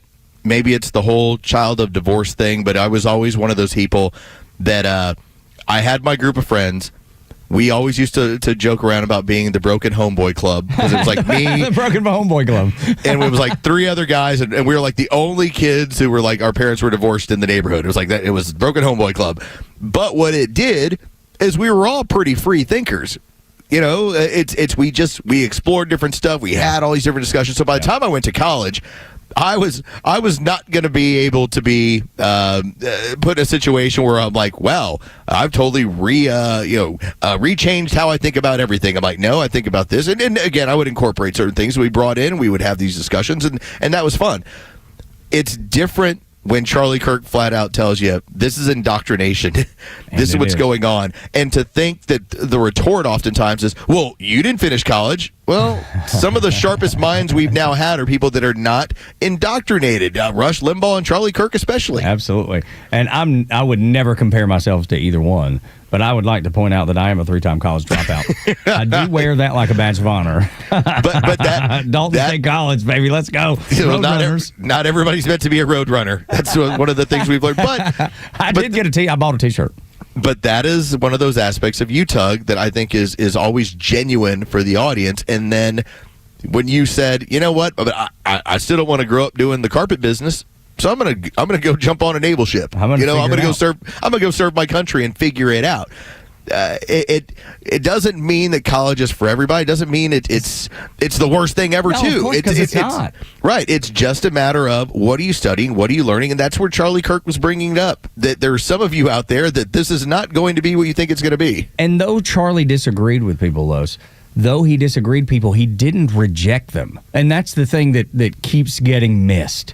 You can disagree with someone completely and vehemently and not reject them or not hate them or not wish poorly on them, not wish bad on them. And Charlie did not. And that was the amazing part. That's the part that the left misses so badly. Man, it's like when you see a guy who's expecting a fastball and he gets a curveball and he's way out on his front foot and he eventually falls down. That's the left missing Charlie Kirk's message. He didn't reject people, Los. I have some audio for you, but I want to make this quick point. One of the areas that I love seeing when Charlie Kirk would talk to somebody who was going through, a trans identity issue, and he would always say the same thing to them. I hope you find a way to love yourself the way you are. Yeah. And that message is just, listen, whatever you're going through, that's right. You're beautiful. Oh my gosh. But love yourself the way you are. What a marvelous thing to say to someone who clearly doesn't love themselves in that moment. Maybe they will, maybe they can. Yeah, and he put it, I hope you love to, I remember he told one woman, said, I hope you learn to love your body and you're not destroying it with chemicals. I was like, if that's his trans issue, if that's, oh my God, he's horrible to trans people. Well, we saw the other end of it. Yeah. You've got a trans community decided he had to die, and that's what they did. Yeah. So I want you to listen to this man. This man is, just so the audience has, he's a man of size. He's wearing makeup. And he decided that he was going to go because he was motivated by Charlie Kirk. He decided he was going to attend a prayer vigil. This was his response to it. Just leaving the Charlie Kirk vigil in Philly. And let me tell you, I'm now knowing that the Republican Party is full of the most inclusive people, okay? For all of you asking yesterday on TikTok whether I was going to show up in full makeup, I did. This is what the right does. We come together for the greater good. And I said something this morning. I was a little hesitant on coming because I was like, I don't know what to expect. I don't know who's going to be here. I don't know, anything. But then I thought about something that Charlie Kirk said, and he always used to say, never surrender. And that's what we did. We're never going to surrender. And this guy that did this to him, kind of like what Erica Kirk said, you have no idea what you guys just started, because now's the time we're going to speak louder. That was confirmation for me. Gosh. I know. Mm-hmm. Couldn't have been you would think he would stick out like a sore thumb at like a church. Mm-hmm. And yet he's talking about inclusivity. He showed up in makeup, and yet he's talking about inclusivity, that these people welcomed me here, and here's why, and here's what the message has been. And so I wonder if we're going to have those red pill moments where people might have that moment of going, so if you're not faith-based, and largely the left is not, then their use for you largely is tied into what political power you give them, not on you being a better person. Yeah, what box do you check? It's nothing to do with you, nothing about you, actually. If my basis is based in Judeo-Christian ethics of I want to take care of my neighbor, I want to love my neighbor, I want to be a better person, I'm a sinner, I'm trying to be better. If that's the basis, if that's my baseline, then when you come into my home, you come into my community, and I accept you, do you think it's because I'm looking for something from you? Yeah. That's the big difference in the two. That's exactly right, man. I've noted, and it's so funny because that man who, is clearly at that point, or at the point earlier, didn't feel like that he loved himself, didn't feel like that he was going to be welcomed. I would like to think that if he showed up at my church on Sunday, he'd be treated the same way. I'm not saying he wouldn't garner some attention, because he would get attention. But I think, and I would put my hand on the Bible and say this, that he would be treated with nothing but respect. And then eventually the discussion, like Charlie had with him, would start. There would be someone that was brave enough or comfortable enough in their own belief in the Bible and everything that it says, that you love, like you said, Los, you love your neighbor like you love yourself. Talk them through loving themselves too. That's what I would hope for my church. Well, I agree with his lifestyle? No, I don't. But it doesn't make me dislike that man at all. Yeah. 0%. At your church, when the pyrotechnics go off. Yes, that's right. And rock and roll Jesus hits. Let's go. Like, everybody's going to be cheering the same way. It's like, man, what a show. This is great. Look here. Stripers throwing Bibles out at people. That's exactly right. Awesome. There's Grammys laying around on the stage. It's great. Let's go. Which is true. There is a Grammy Award winner in our worship service. Nice. Yeah, she's amazing. She donated her Grammy to the church. And funny, she still tours just a little bit. Her name's Laura Story, by the way. She's amazing if you want to go and listen to her music. But she's pretty much hung it all up, man. She's focused on her family, and her husband is very ill, and they have beautiful children. She's just put the things that matter first, and her career was not the thing that mattered. When we continue on Extra 106.3, explaining the shooter to your parents is challenging. It's very challenging. And the reason I know this is because Los had to make the same explanation to me. Next on Extra 106.3. The latest sports news, powered by 680 The Fan, and driven to extra listeners by RBM of Atlanta in Sandy Springs, Atlanta's Mercedes-Benz connection since 1964. Good morning. Here are your sports headlines for Monday, September 15th. The Atlanta Falcons are now 1-1 on the season after beating the Minnesota Vikings on the road on Sunday Night Football 22-6, the final, as the Falcons keep the Vikings out of the end zone entirely. Falcons running back Bijan Robinson set up the offense all night with 143 yards on 22 carries. Next up, a Sunday matchup on the road with the Carolina Panthers. Week 2 in the NFL ends tonight with the Monday night doubleheader. The Texans will host the Buccaneers. That's going to be a 7 o'clock kickoff. Then later in the evening at 10 o'clock, the Raiders host the Chargers. With your sports headlines, I'm Carlos Medina. Hi, I'm Chris Lalamia, owner of the Trusted Toolbox. Got a to-do list a mile long? No problem. We've got the ultimate solution, our Handyman for a Day program. Here's how it works. You get a skilled handyman dedicated to knocking out your honey-do list. Paint touch-ups, drywall repairs, door adjustments, and much more, all done in one day. Call us now before the rush for your Handyman for a Day, and call us at 770-623-3097 or visit us at thetrustedtoolbox.com. One call, one handyman, one day, the Trusted Toolbox. There are nut jobs on the road. Who knows where they learn to drive? If one of them hits you, don't take care of it on your own. Call my friend David Van Sant, 855-GA-INJURY. Van Sant Law, one of Georgia's top-rated personal injury lawyers and car accident firms. Time is of the essence. Don't waste any. The longer you wait to get the right lawyer, the longer it takes to get the compensation you deserve. Call Van Sant Law today. The number is 855-GA-INJURY. VanSantLaw.com. Hey, it's Los. We're here with Tom Mitchell, the honest car guy. Tom, I'm looking for a reliable vehicle, something for the family, but also for my daughter who's going to be driving soon. Why should I call you? The main thing is you get to see it's a full transparency sale. What I like to do is show you the whole gamut, show you everything that's out there and everything that's available. I can get any make, any year, any model. Financing. If I need to use it, what can you offer? We have some of the best banks available, and we got rates starting at 4.99 from a 23 model and above. It could be a 14 model. We still have banks that will do all the financing for you at good rates, and they're primary banks. If you have credit issues, we still have banks that can accommodate those issues as well. Friends, if you're in the market for a pre-owned car, truck, or SUV, get an honest car buy from the Honest Car Guy. You pay what we pay, plus an honest fee, and we back that up by giving you the bill of sale. That's our transparency guarantee. Call 844-SHOW-ME-1. That's 844-SHOW-ME, the number 1, or visit honestcarguy.com.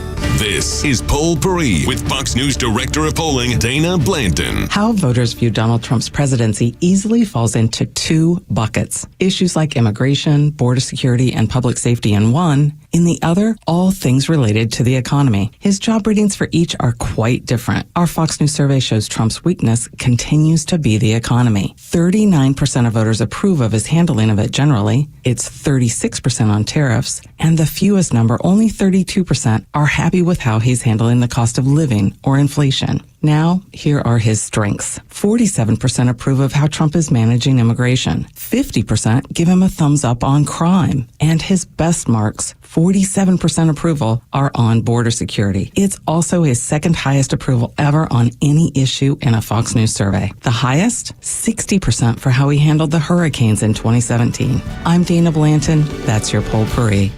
It's Fox Wheels. The number of critical do not drive recalls have jumped more than 65% since the summer of 2024. A Carfax report shows that 725,000 vehicles that are currently on the road across the country that have a do not drive recall, most of which are concentrated in California, Texas, Florida, and Arizona, according to the data. Automakers, in partnership with the National Highway Traffic Safety Administration, issue do not drive recalls when a vehicle's defect is considered to be dangerous enough that regulators say owners should not be using those vehicles under any circumstances, even for a short trip, until they're fixed. And as millions of vehicle recalls go unrepaired or unaddressed every year, if you're unsure if your vehicle faces a recall, the National Highway Traffic Safety Administration says go to its website and type in your VIN, that it could save you or your loved ones. That's Fox Wheels. I'm Jeff Manasso, Fox News. And here's what Democrats are afraid of. Washington, D.C., under the control of Donald Trump, may suddenly become safe. Catch Neil's commentary every day on Extra 106.3 and the Extra app. Tug and Los until 10 on the Morning Extra. Download the app so you can listen live and on demand. If you missed anything on today's show, you can go back and listen to it just at your leisure, whenever you'd like to.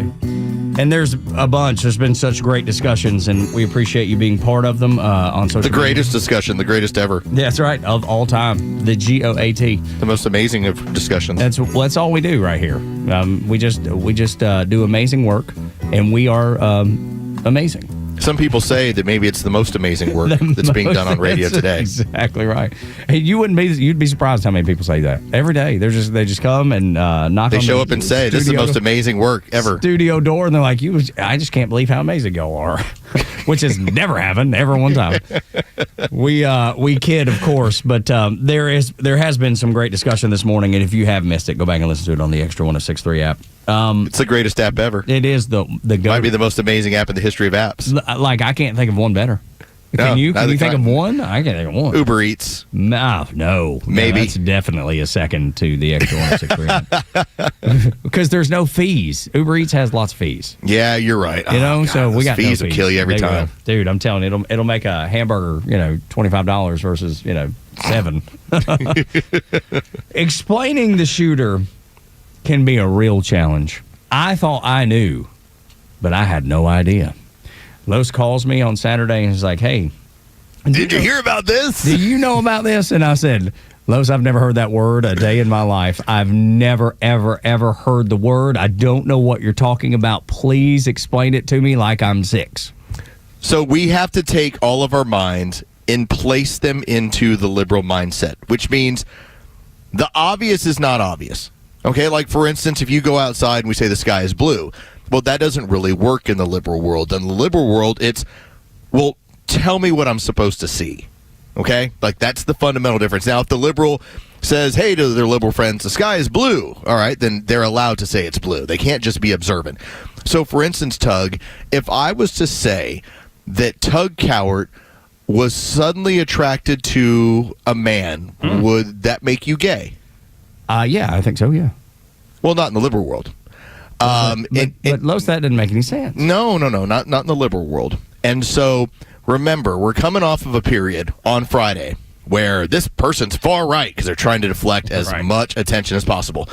By Saturday afternoon, we find out that the shooter has somebody they live with who's a man. But that's the problem. I'm calling them a man. They're not a man. They're a woman with a penis. That's hard to wrap my head around there, to be honest. So you have to learn the term GAMP. Yeah. GAMP. Is that an acronym or something? Do we know where that comes from? So here's how this works. It is a slang term around transgender communities. Okay. Now, what it means is someone who's sexually attracted to transgender women. Now, transgender women is a man. Well, it's a man, yeah. Right, but not within the liberal mindset. Again, you will say when the sky is blue when I tell you it is blue. Yeah. Within the liberal mindset, the shooter is a straight man who is interested in women who have penises. Which would just be a man. No, he is a GAMP. Because normally you would say, well, then he's gay. Can you imagine trying to... if we were to call my mama on the telephone right now... Explaining this to Tug's mama. Oh, my... She would just be like, you sound like like you're talking a bunch of gibberish. What you're saying is just... it's like an infant talking. It just makes no sense whatsoever. That's what mama would say. And I would imagine a lot of people... Dude, I got to tell you, Saturday when we talked about this, it took a little while to get it bounced around in my head. In fact, you texted me back to recap, and you said, "So he's not gay." And I was like, "Well, to you and me, yes, he's gay." But within that community, that one that he found online through whatever the services, the Reddit, the Discords, and I'm sure we'll get a full rundown, hopefully, from the FBI as to all of his online activity. What you have is a GAMP, and this goes back to the 1980s. I had to look into it. So Ray Blanchard was a sexologist, and he's the one who basically termed this. And here's the deal: it is a attraction that is clinical, that if I'm happen to be Tug Cowart or myself, I'm attracted to women, but I need them to have a penis. But that means it's not a woman. Like, I mean, logic tells you, and then yet, it's very fetish oriented. It has to be. And didn't that fella dress up? There's the question of whether or not they took part in furry lifestyle. Because of the pictures that are going on. Which is the most alarming, disturbing, weird. Like, I wish these people no ill will, but I do hope they get mental health. Because they're struggling. They're struggling mentally. You can't be whatever that word is, glamp. You can't be GAMP. GAMP, that's what I meant. GAMP, or you're a GAMP chaser. You can't be that without having some sort of mental instability. There's something going on that doesn't. Everything's not firing on all the cylinders. Does it now make a little bit more sense in terms of what was written on the shooter's bullets? Yes, no, absolutely, yes. That is very, very clear. Because clearly, when it comes to hey, fascist, catch. Yeah. All right, that's okay. So that's there, but the notices bulges. That was the one where people were like, I don't know what that means. I don't get that. Right. What that really comes down to is furry online role play, and you happen to be somebody who's looking for a woman with a ween. In fact, when it comes to that GAMP community, they prefer feminine males with penises. That's why I like to steer clear of people that dress up. I mean, maybe I'm taking it to a place it doesn't need to be, but like, I don't want to dress up on Halloween. I don't want to do none of that. I'm interested in none of that stuff, because I feel like even if it starts very innocent, like, it devolves into something. You know what I mean? It just all of it weirds me out. Have you ever seen the Family Guy when their neighbor tells them about how their dad wants to transition? I think I missed that one. And so I'll dig it up for you, and maybe we can have a little bit of fun with it. But this is what happens with Ma and Pa. As I'm trying to explain to Ma and Pa that you have a straight male, again, who is interested in women who have penises. You're like, well, hold up with that. That means he's gay. That means he's gay. Like, yes, right. No. You don't understand. Not with this mental illness. No, it doesn't. No, that's not how. So he's interested in someone who's transitioning. Well, we'll see. Yeah. But so when the shooter's bullets has, this is about fascism, and the language of Antifa as far as basically their theme song, your Bella Ciao, but then also notices bulges. That's referring to those that are GAMP chasers. That's what they're sexually into, that their proclivity, their fetish. They're hoping that's what they see. That they want to see a woman with a bulge in their pants. This person was way out there. Yeah. And I hope they get the help they need. I'd say that's the thing. Truly, no, they're not interested in help. They're not cooperating with any of this stuff. No, but they need help. They clearly need help. They need some sort of mental health care that they've not gotten. They need mental health care that maybe hasn't been available to them. I don't know what it is, but they need it desperately. They desperately need it, Los. One of the issues that we have in clinical psychology, and I only know about this because I enjoy reading about these people that commit these horrible crimes and what creates them. What is the scenario, whether it's abuse or circumstance, what is it that occurs? One of the biggest problems in clinical psychology is trying to eliminate people that have fetishes. Now, whether that happens to be for children because they're perverts, you can't coach it out of them. All right, you can't clinically get this out of them, and it's gonna be the same thing with this guy. This is what he's into. This was the world he discovered. This is what he likes. This is what gets him going. And then you pair that with, you times that with liberal indoctrination. Yep. Which really supports and embraces and even tries to promote. Does promote. He probably felt right at home, like, yeah, there's nothing wrong with me at all. This is the way it's supposed to be. This is we're good to go. Let's continue down this path. It lends itself to a level of violence. Yeah, and then it led itself to a murder. I feel that the killer needs lots of prayers. He does. His family needs lots of prayers. We all need lots of prayers. We all do. Gosh, man. So bizarre, so random, and so hard to explain. Introduce Gamp Chaser to your friends today. See how that works. Yeah, well, Gamp, G-A-M-P. I can't imagine even typing that into Google because I'm afraid of what I would see. No, do it at work. No, we have alarms going off. Mike and the engineer's like, "What are you looking up?" It's just the most. Our owner comes down the hall. Toxic. Yeah. So we got this notice about somebody who looked up Gamp. Good Lord. Let's talk about Charlie Kirk's love. Aside from his work, he had one other love, and he got recognized by them this weekend. Next on Extra. It's time for the Bortz Report, exclusively on Atlanta's only conservative news and talk station, Extra 106.3. Two things have been true about far-left rhetoric about Republicans and conservatives. One, since 1952, the left has always said if you elect Republicans, they're going to take away your Social Security. It's never happened, but that line has been in virtually every election since 1952. Secondly, conservatives are fascist. That you're hearing right now in all of the dialogue over the assassination of Charlie Kirk. After World War II, the left needed a new way to demonize conservatives, to demonize people who loved our Constitution, our system of government, and our freedoms. Well, we had just defeated a horrible enemy, Adolf Hitler, and fascism. So that's what we'll do. We'll just accuse conservatives of being fascist. Everybody hates fascists. So that might stick and get us back in the electoral game.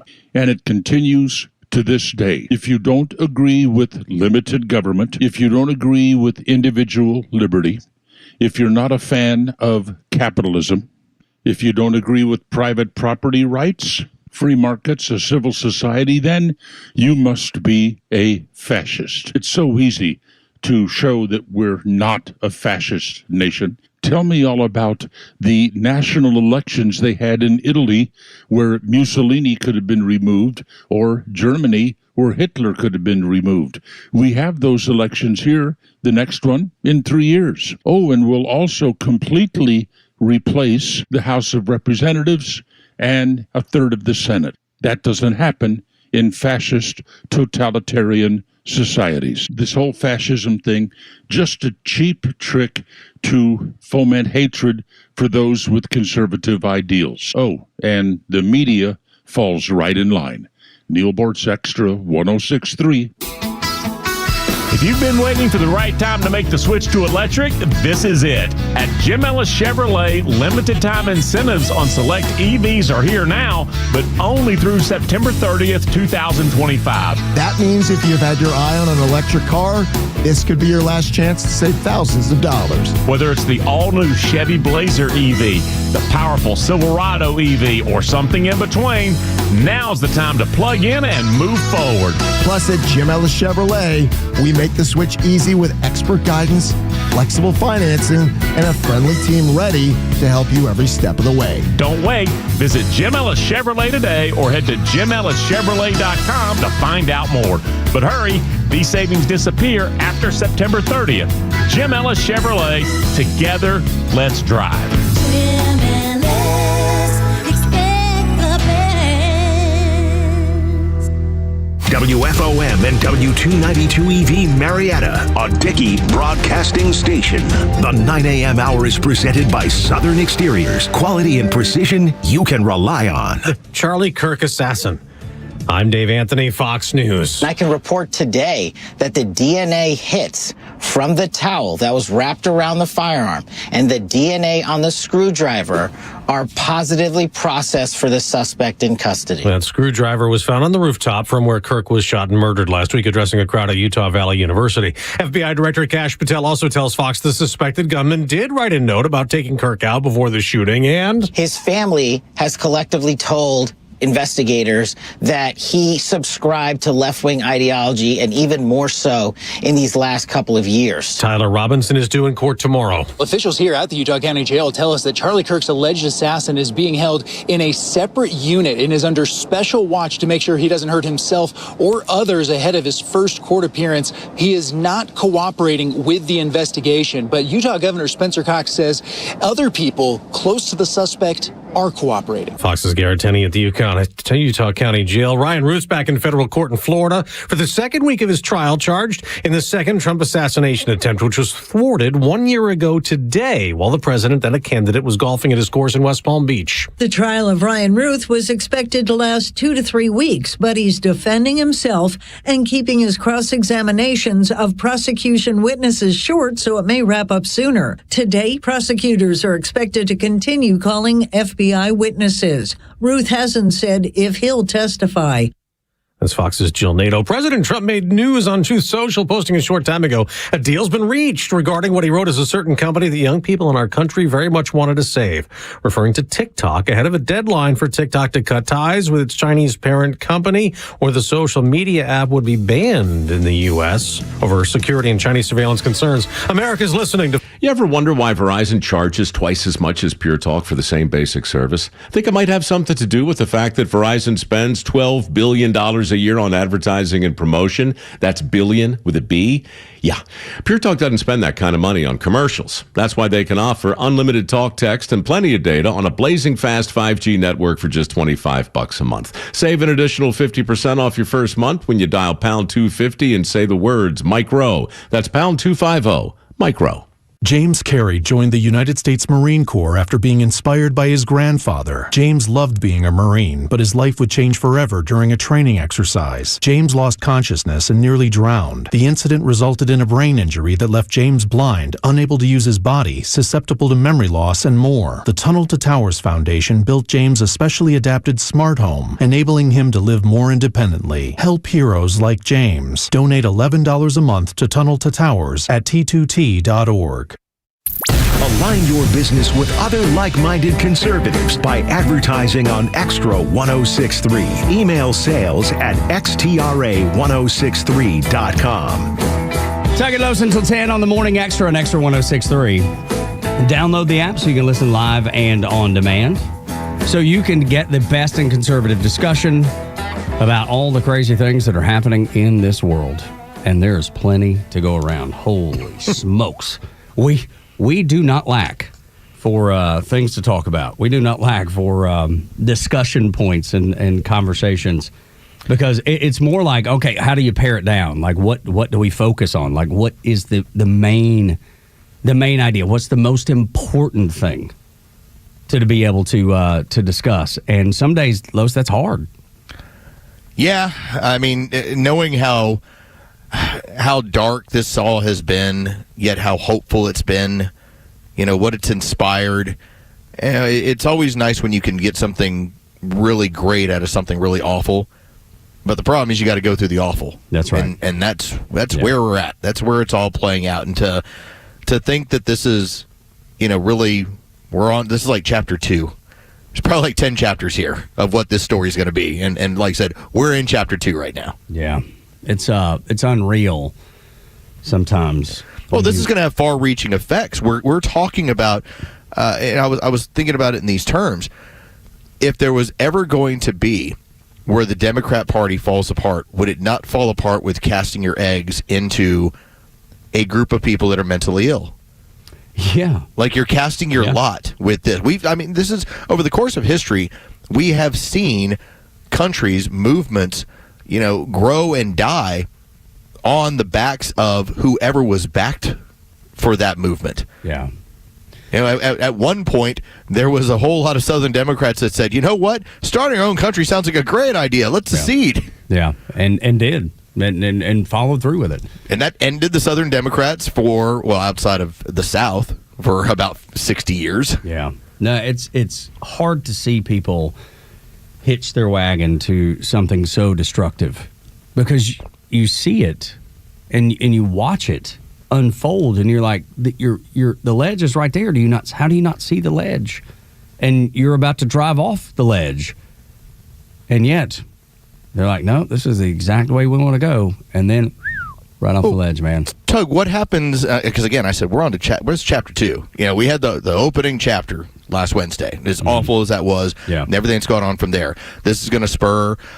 In one case, we've now seen as many as 18,000 new schools that are looking to become turning point schools. So that's incredible to start with, and we can talk about that some more at some point this week. But one of the other things I keep going back to mentally is what's going to happen if it's determined that you have a large network that was a part of this. Where did the weapon come from? Which I got to tell you, man, I feel like there has to be more to it. This is not just an isolated one person decided I'm going to do this and carried it out. Yeah, there's a discussion of as many as 6 people that had prior knowledge of this event. Yeah, including probably the lover, the roommate.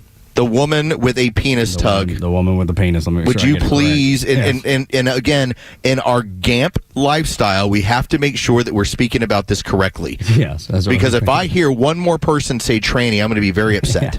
Well, I didn't say that. I have not said that. I'm going to be listening to Kimmer later today. When he says it, I'm going to be, sir, it's a GAMP chaser. That's right. Make sure you get your terminology It's a woman correct. with a penis. Make sure you have this correct. But I don't know how you jumble that up. But I would believe, and we have the reports that the boyfriend is currently working with the police, spilling the guts. And so if it does turn out that there is a terrorist network, it will make you wonder about what has been going on online under your nose.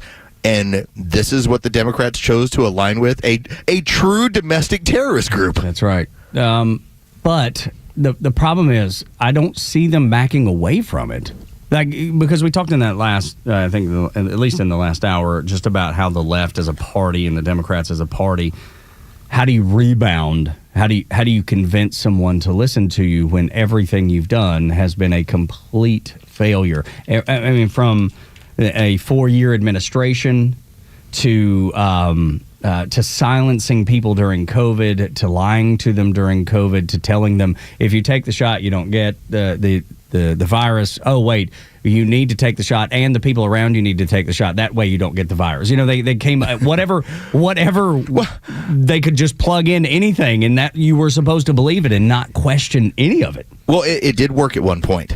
Yeah, it did. When you silence everybody and they can't descend. Yes. Well, this is where they burn the ships, because all during that time period, I'm looking around saying, am I the only one here not taking crazy pills? Like, come on, people. Like, what the hell is going on here? And so I think they used up all of their political propaganda capital during that point. And I think yesterday or over the weekend was a perfect example of it. They tried to lay this at the feet of the Republican Party and his upbringing and Donald Trump. And it lasted all of about 10 hours before the story got blown up into, no, this is just more Antifa, trans violence. That's all this is as a domestic terrorist group. But hey, it worked during COVID. Why not go back to that well? What else were you going to do? Admit the reality of what was happening? You would have to. If you want to correct it, you have to, right? You have to recognize there's an issue if you want to correct it, and that I can tell nobody really wants to rectify the issue. The Democrat Party seems to be so content with marching down this path. They're still trying to tell you things about this kid that aren't true. They're trying to come up with stories and narratives and anything that will potentially throw you off the scent, that the Democrats are in complete disarray and have no direction and have no message. They have nothing for anyone, including themselves, except for failure. And they're so angered by the failure that they lash out violently. I don't know where the Democrat Party goes, man. I really don't. But I'm certainly glad that this weekend we were able to step away from it for a moment. Did it ever go away? No, it was always in the back of your head. But you got to watch Georgia, Tennessee. You got to watch Georgia Tech, Clemson. You got to watch LSU, Florida. You got to watch A&M and Notre Dame. Man, there was plenty of great games. You got the Falcons winning. There was plenty of NFL. There's plenty of things to take your mind off of it for just a little while. And then when you were taking your mind off of it, you were able to see some people that reacted with kindness, reacted by caring. And Dan Lanning was one of those because Charlie Kirk was such a fan of his team. Yeah, the head coach of the Oregon football team, first off, during warm-ups, they all took a knee. There was a moment of prayer, moment of silence for Charlie Kirk. Then there was obviously the beatdown that Oregon was gonna hand somebody. And then, and I've got this whole 3 minutes, but we can take this down when it's needed. Dan Lanning got to the podium for the presser, and let's face it, most of these things, it's coach speak. Hey, we had a great game. Credit to our guys. It's all the same sort of stuff if you win. It's just the nature of having to do them. Dan Lanning decided he was going to use his time with the media completely differently. There's been a lot going on in the country the last week. Have you addressed that with your team? How have you handled that? Yeah, talk about, I think the U.S. could learn a lot from our locker room. I think the people in this world can learn a lot from our locker room. You walk in that locker room, you got guys of different races, guys of different backgrounds, different religions, and you got a team that loves each other. Tons of differences, where they come from, what they deal with, and ultimately you got a team that loves each other. And I think we're missing some of that in our country. You talk about, I recently found out Charlie Kirk was a Oregon fan, right? I didn't know that. I heard for his wife, Erica, and their kids. That sort of evil should never exist in our country. And that's what it is, it's evil. But I remember having to explain that to my family, right? I remember sitting down with my kids and explaining what happened. And they're talking about people talking about it at school, and it's just sad, right? But it's just as sad. Every day it seems like we deal with some sort of violence that's going on in our country, whether it's, school kids in Colorado or kids in Minnesota at churches. I mean, life matters, and I think we've lost sight of that. But I wish the world could learn a little bit of something from our locker room, because we got a bunch of people with differences, and what you got in there is a bunch of people who love there. And there's some people that'll be disappointed about how much I said about this, right? And there'll be some people that are disappointed that I didn't say enough. Right, and I really don't care. Well, thank you, Coach. That's perfect, because that's right. I'm glad that he took 3 minutes to be like, here's what I'm going to say. And did you say enough? Did you say whatever? I love his point about life matters. And I think when we talk about the foundational differences in where we're at, there are people that value and celebrate, and it doesn't matter what kind of life you've cut out for yourself. If you're the richest person around or you live an incredibly meager lifestyle, you do matter.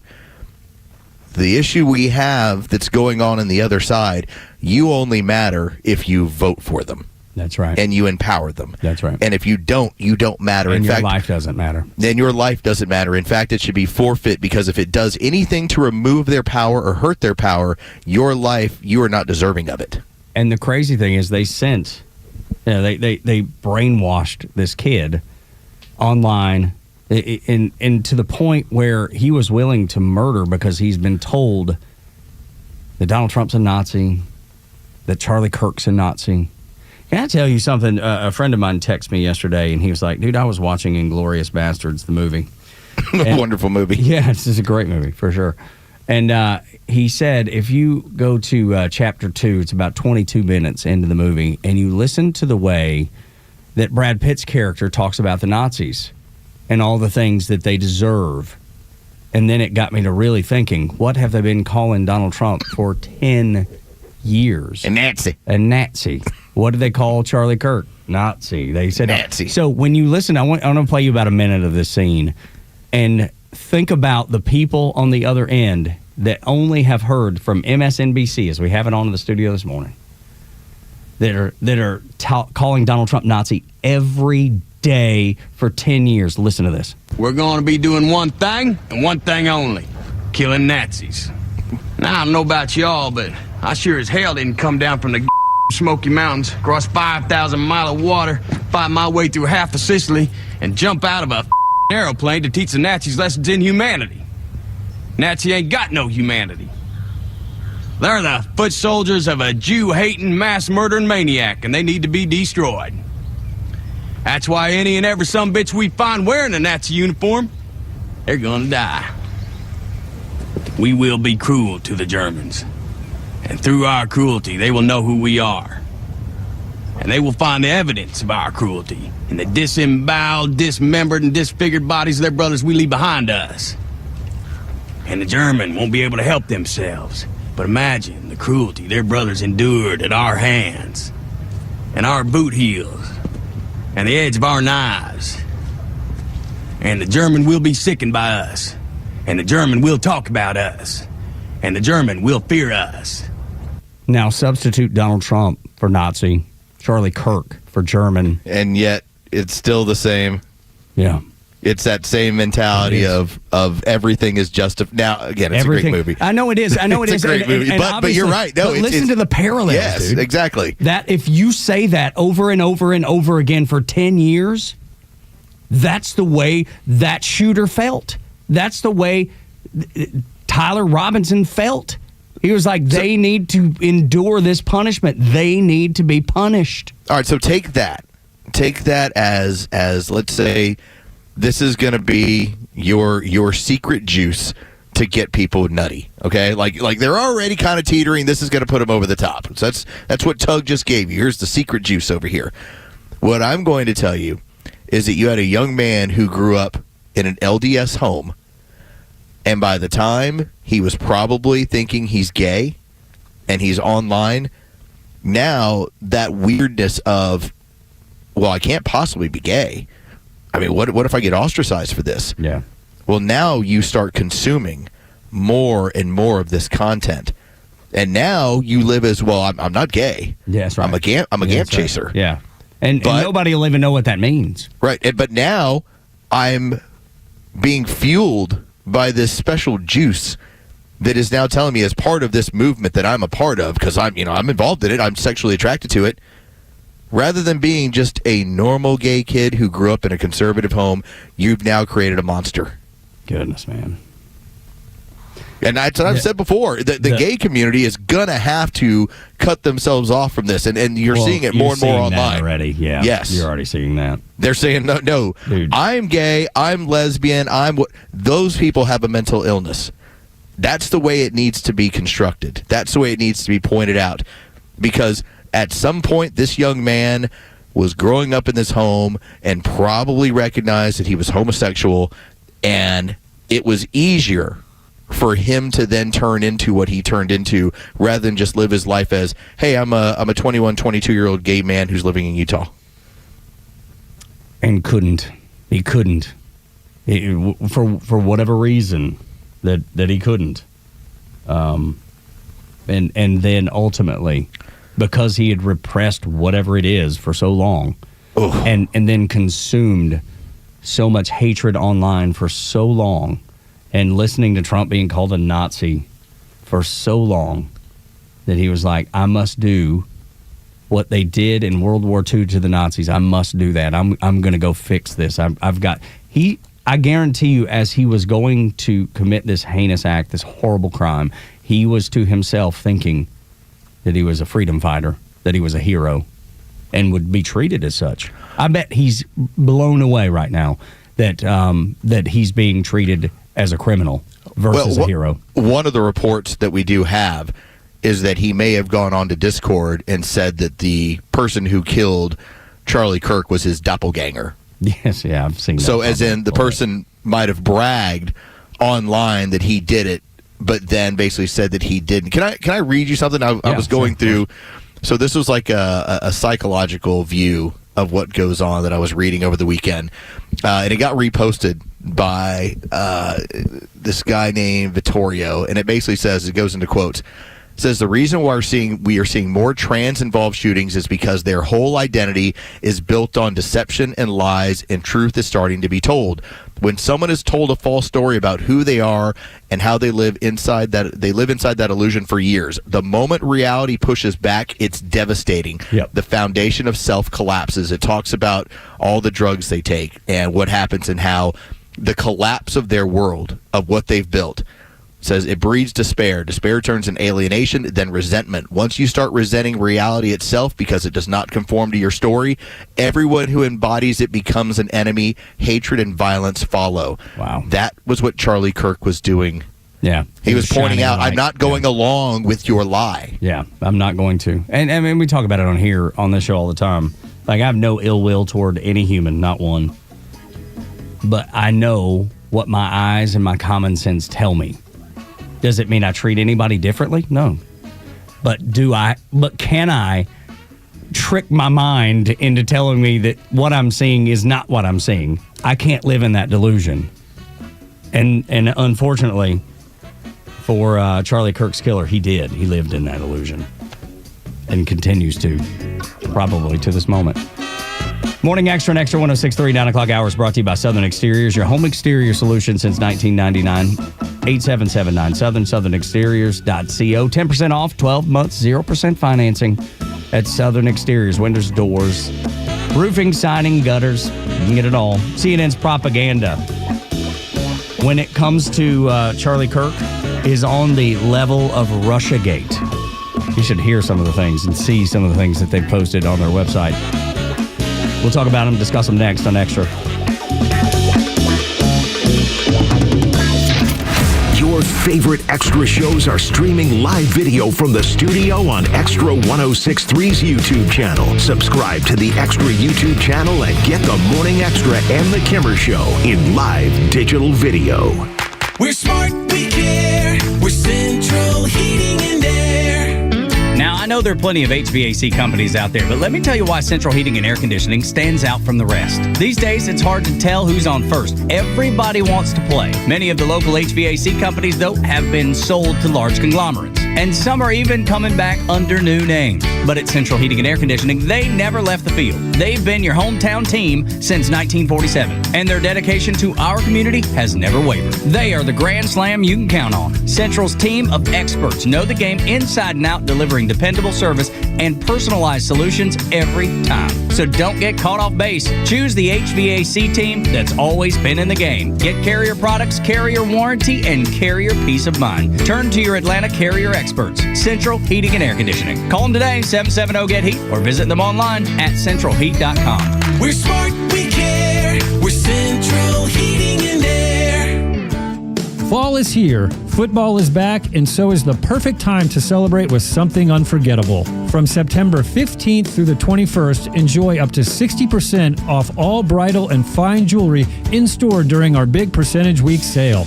As proud partners of the Georgia Bulldogs and Georgia Tech Yellow Jackets, we know what it means to shine on game day and every day. But hurry, once an item is gone, it's gone. Visit any of our 3 locations, Buckhead, Alpharetta, or Sharpsburg, or book your private appointment now at SolomonBrothers.com for the best selection and service. Family owned, trusted for generations, and home to Georgia's largest selection of fine jewelry. Solomon Brothers Jewelers. Luxury, value, legacy. We will run out of the hottest items. Do book your appointment early and don't miss the Percentage Week, September 15th through 21st only. Solomon Brothers, where Georgia celebrates luxury, value, and legacy. Hey, it's Los. We're here with Tom Mitchell, the honest car guy. Tom, I've learned a lot about this car buying process from you. Is that typical of most of the clients you've worked with? Yeah, I'm finding out it's even more typical. I mean, people are learning more and more, and maybe it's because I overload them with information because I want to be able to sleep at night. I want to make sure you know everything. Do I have to have a particular make and model in mind when I call you, or is it just open to anything I want? It's open. I can get any make, any year, any model. I might be looking to trade in my vehicle. Can you accommodate that as the honest car guy? For sure. I mean, we love it when people want to trade in cars because honestly, it's best for you to trade in a car. Why? Because you get a tax savings. Friends, if you're in the market for a pre-owned car, truck, or SUV, get an honest car buy from the honest car guy. You pay what we pay, plus an honest fee, and we back that up by giving you the bill of sale. That's our transparency guarantee. Call 844-SHOW-ME-1. That's 844-SHOW-ME1, or visit honestcarguy.com.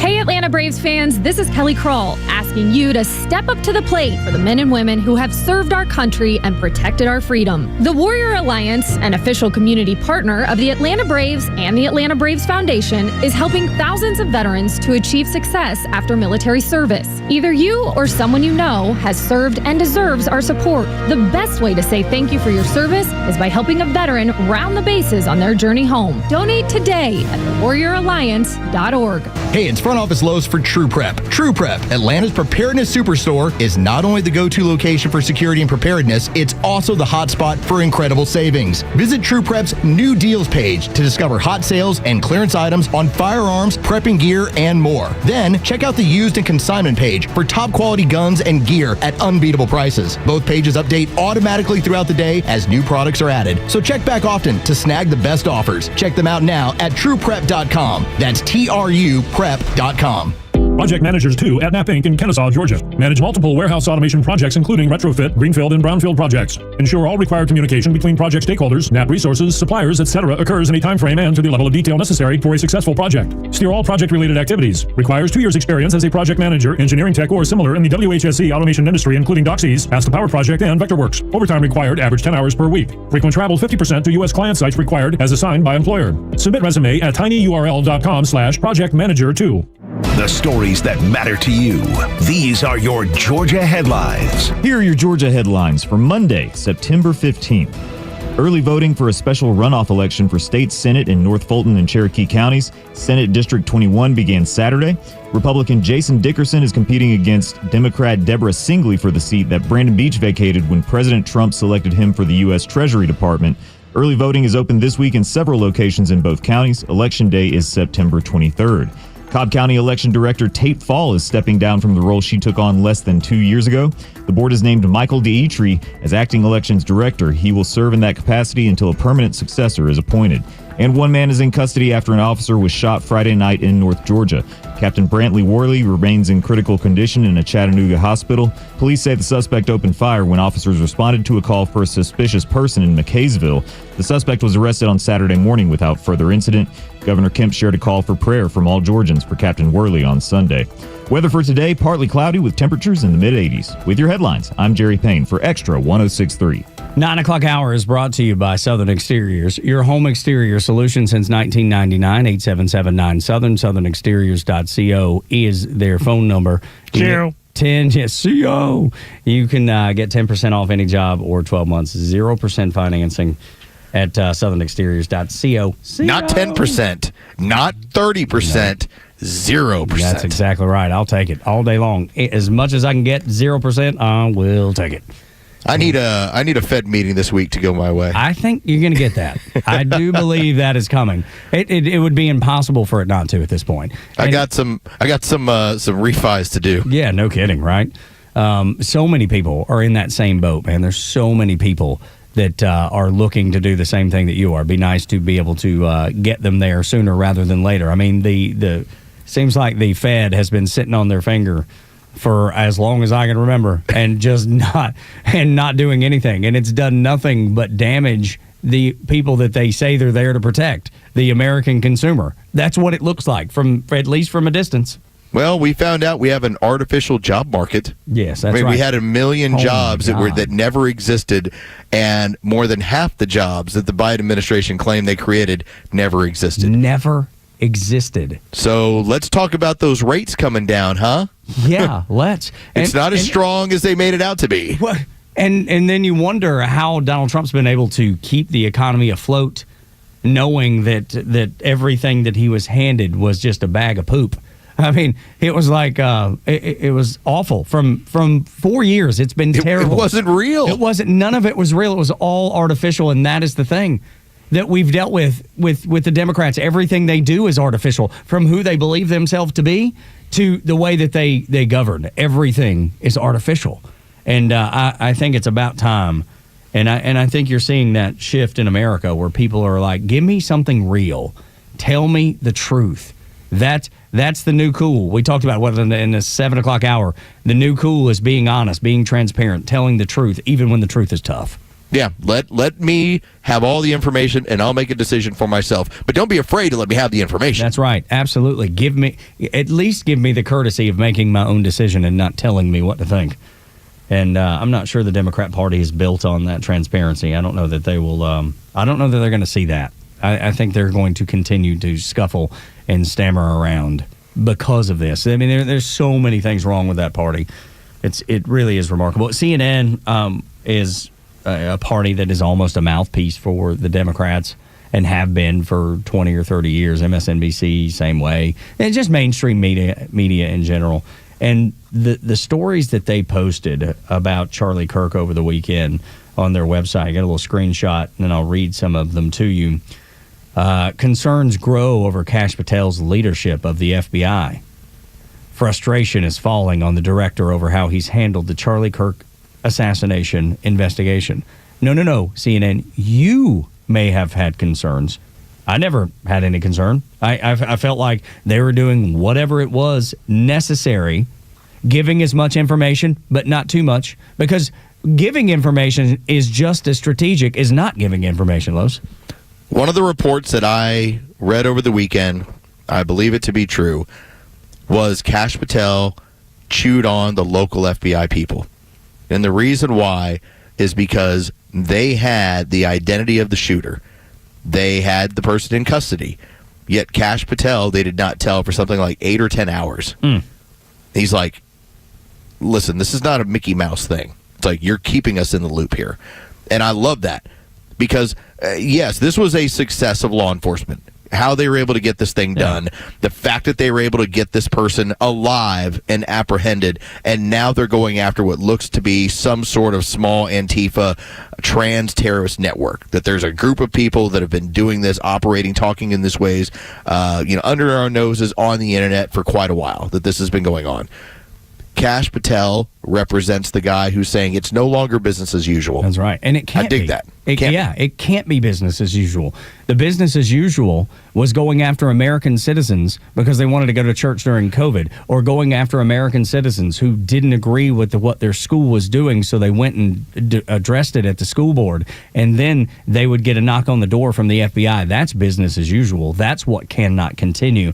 And Kash Patel has said, no longer. We will not do this any longer. We're going to do things the right way. Again, going back to truth and honesty and transparency. And you talk about transparency. So Kash Patel, because we're not on Fox News, so we missed Kash today. Oh, wow. So he made an appearance as of about an hour ago. And here's what he had to say. Again, interest of transparency. He talked about that Tyler Robinson, they now have a note. It says, quote, "We have evidence to show what was in that note," which is, I'm going to summarize basically saying, I have the opportunity to take out Charlie Kirk, and I'm going to take it. Kash Patel went on to say further, that note was written before the shooting. Evidence of its existence, we now have learned, existed before the shooting, was in the location, in the suspect and partner's home. But we have since learned that the note, even though it has been destroyed, we found forensic evidence of the note, and we have confirmed what that note says because of our aggressive interview posture at the FBI. Yeah. That's the work that needed to be done. That's the work that has to be done on behalf of the American people to keep them safe. And then the forensics, on the screwdriver, the DNA that they found on the screwdriver that he used to pry open the doors to get up on the roof. Yep. You got the DNA on the actual towel that he wrapped, that Tyler Robinson wrapped the 30-06 in and left it. And then the note saying, hey, you need to go get this thing. I left it in the woods. Wow, man, that would tell me that more people knew what was going on. What woods would you be talking about? If you had no idea, if somebody just sent you a note and said, hey, I need you to pick up a 30-06 that's wrapped in a towel in the woods, what would your response be? What are you talking about? What do you mean? So that leads me to believe, and I'm certainly no law enforcement personnel. I know nothing. I'm just using my common sense to put it together. I'm going to text you here in a few. Need help. Okay. What's going on? And so I'm just kind of curious where, if I was to send you a text like that? Oh, my dear God, Los, no. What does that text say? I'm afraid to say it out loud these days. No, it says I need help taking care of this body. Yeah, I would be like, Los, what are you talking about? What are you talking? Would that be what sure. have you done? What rifle? Again, it's supposed to set off all the signals of, I ain't taking part in that. Yes, that's exactly right, dude. You need to turn yourself in. I don't know what you've done, but you need to turn yourself in and do it right away. I don't know why you've done this, but I will have no involvement in it. I will. No, you're getting more people asking you to help with the body. Oh, yeah. As a matter of fact, it's our friend Phil Holloway. Who is the greatest, a defense attorney, and you can find him at Phil. Does Phil have a problem with a body too? He just said there's definitely a conspiracy. Other people knew at a bare minimum and offered encouragement. There's no doubt, and I think that's exactly right. And I think Phil's always great about making some of these the legal side of things really easy to understand. You can find him at Phil Holloway Esquire on Twitter if you're looking for him there. It does beg the question that will there be further repercussions if, it's one thing, and this is, I got to wonder, maybe Phil's probably a better guy later on this week as we get more of this investigation going. If I am part of a message group and I have prior knowledge of something you intend to do, but I blow it off because I think maybe you're crazy, or maybe we're in the same group, but I don't pay attention to what you have to say. Yeah. Am I suddenly now part of the conspiracy because I read what you were going to do, I just didn't believe you? Yeah. I do believe that, because I think if I cheered you on because I thought there's no chance, what would happen? What would happen if if I'm riding in the car with you and you go in and rob a store? I have no idea that you've done this, right? But am I an accessory because I'm sitting in the front seat? I mean, is that a reality? Maybe that's something that Phil can answer, because he was riding in the getaway car, right? Because that feels like what some of these people may be up against, and I'm not. But I would imagine, Tug, that if I came out of a store and said I just robbed the store, your actions from that point out of your car, yes, your actions from that point are going to dictate, I believe, what happens, and I think that is where you do have people that are cooperating with this investigation because they saw what was happening and they're like, I don't want any part of that. It's being reported that the lover, the roommate, is cooperating, and I would like to believe that would be the. I know. Well, I just said the lover. I didn't give any detail about the lover. The woman with a penis, sir. That's right. The woman with the penis. Yes, that is cooperating. Show respect. I felt like I was. I thought I was trying to be respectful by just saying the lover. Decided to go with lover. It's just lover. It's Cash Patel refers to that person as a partner. A partner, okay, the partner. I go with partner. That's the proper usage that they're going with right now. He's a partner. I'm afraid of the greater conspiracy, if there is one, and that is these people who are well trained sometimes that believe in this crazy leftist ideology that are unwell, that are not well, but yet are able to probably do some damage. There's a whole network of these type people, and apparently they're folks who have been trained in the military that are just incredibly way hard left liberals, and there's a whole network of it, so they say. So this ended up coming and was reposted from Milo, and I will tell you, I take Milo with a grain of salt.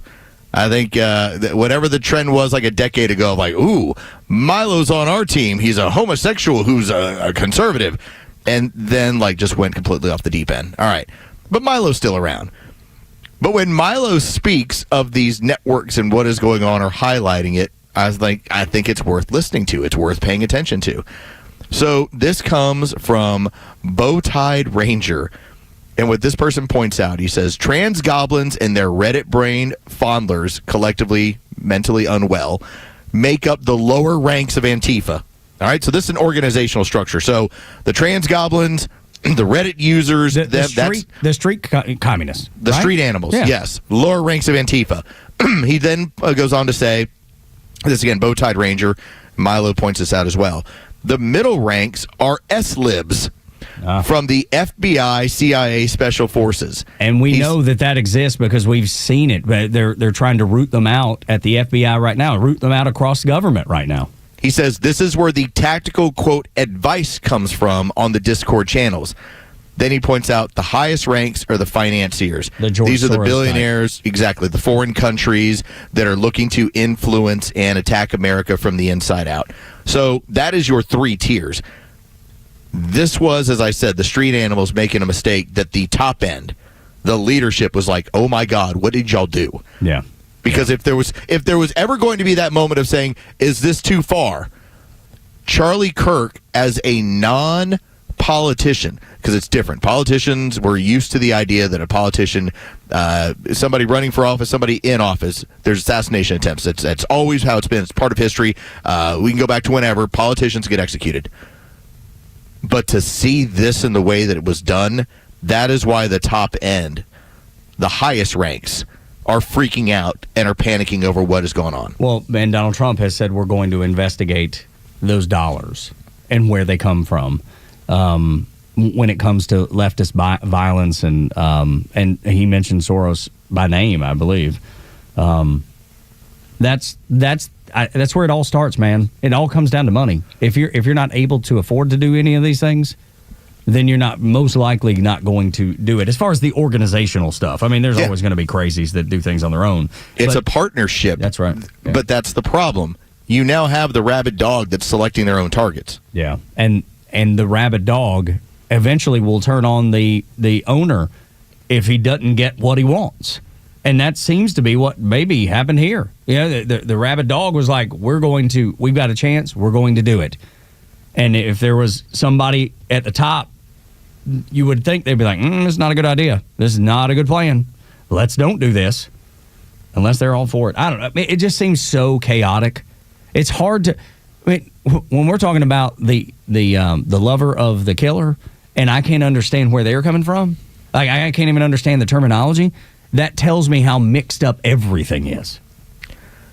Yeah, it's a lot to unravel, Tug. It is, man. I guess that's the best way I can put it. No, that's right. It's a lot to have to unravel, and this is why I say this is chapter 2, man. Like where this goes, how deep it goes, what it's going to create. I mean, just the fact that Kash Patel gave us this morning, hey, we got notes. Yeah, we know this person knew what they were doing. This wasn't they got up this morning and decided I'm going to do this. Like, no, this was planned. And now, how far-reaching is that network of planning? Yeah. Go find out some more. Goodness gracious. When we continue, something that will put a smile on your face to end the show. The membership of Turning Point USA is skyrocketing. The killer took Charlie, but not his vision. Next on Extra. The latest sports news, powered by 680 The Fan, and driven to Extra listeners by RBM of Atlanta in Sandy Springs, Atlanta's Mercedes-Benz connection since 1964. Good morning. Here are your sports headlines for Monday, September 15th. The Atlanta Falcons are now 1-1 on the season after beating the Minnesota Vikings on the road on Sunday Night Football 22-6, the final, as the Falcons keep the Vikings out of the end zone entirely. Falcons running back Bijan Robinson set up the offense all night with 143 yards on 22 carries. Next up, a Sunday matchup on the road with the Carolina Panthers. Week 2 in the NFL ends tonight with the Monday night doubleheader. The Texans will host the Buccaneers. That's going to be a 7 o'clock kickoff. Then later in the evening at 10 o'clock, the Raiders host the Chargers. With your sports headlines, I'm Carlos Medina. While fall temperatures are cooling down, the action in the stadium and on the field is really heating up. If you find yourself in hot water from too much celebrating during the game, it's important to know who to call. Call A Second Chance Bail Bonds. We handle bonds for those at the bends to those who celebrate action between the hedges. At A Second Chance, we can have you or your loved one out of jail in a matter of hours. Call A Second Chance 24/7 at 404-BAIL-OUT. That's 404-BAIL-OUT. Or online at atlbail.com. This fall, the gridiron calls, which means you'll be road tripping to games across the South, and you'll need a reliable ride to get you there. And Subaru of Gwinnett has the vehicle for you. But a new car, truck, or SUV from Subaru of Gwinnett is about way more than just getting to the games. It's about getting the family home. It's about getting to work safely, but it's also about getting the most out of every adventure. If you're driven by an adventurous heart, the 2025 Subaru Outback shares your spirit with standard symmetrical all-wheel drive and up to 32 miles per gallon. gallon. Or maybe it's the all-new 2025 Subaru Forester. It holds the road with standard symmetrical all-wheel drive, and it holds everything you need for the tailgate. And no matter where adventure takes you, it starts on Satellite Boulevard in Duluth with the amazing staff at Subaru of Gwinnett. They'll help you find the Subaru that you'll love and be there every step of the way for everything you need. Start your shopping online at SubaruofGwinnett.com and let your adventurous mind run wild. Then stop in for a test drive on Satellite Boulevard in Duluth.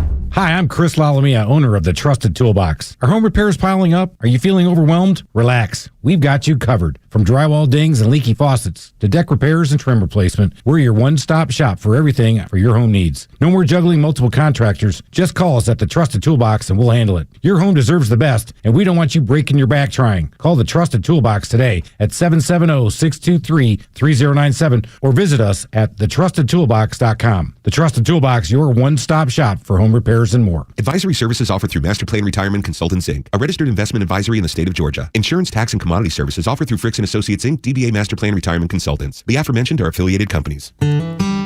Retirement means different things to different people. Some folks want to travel the world.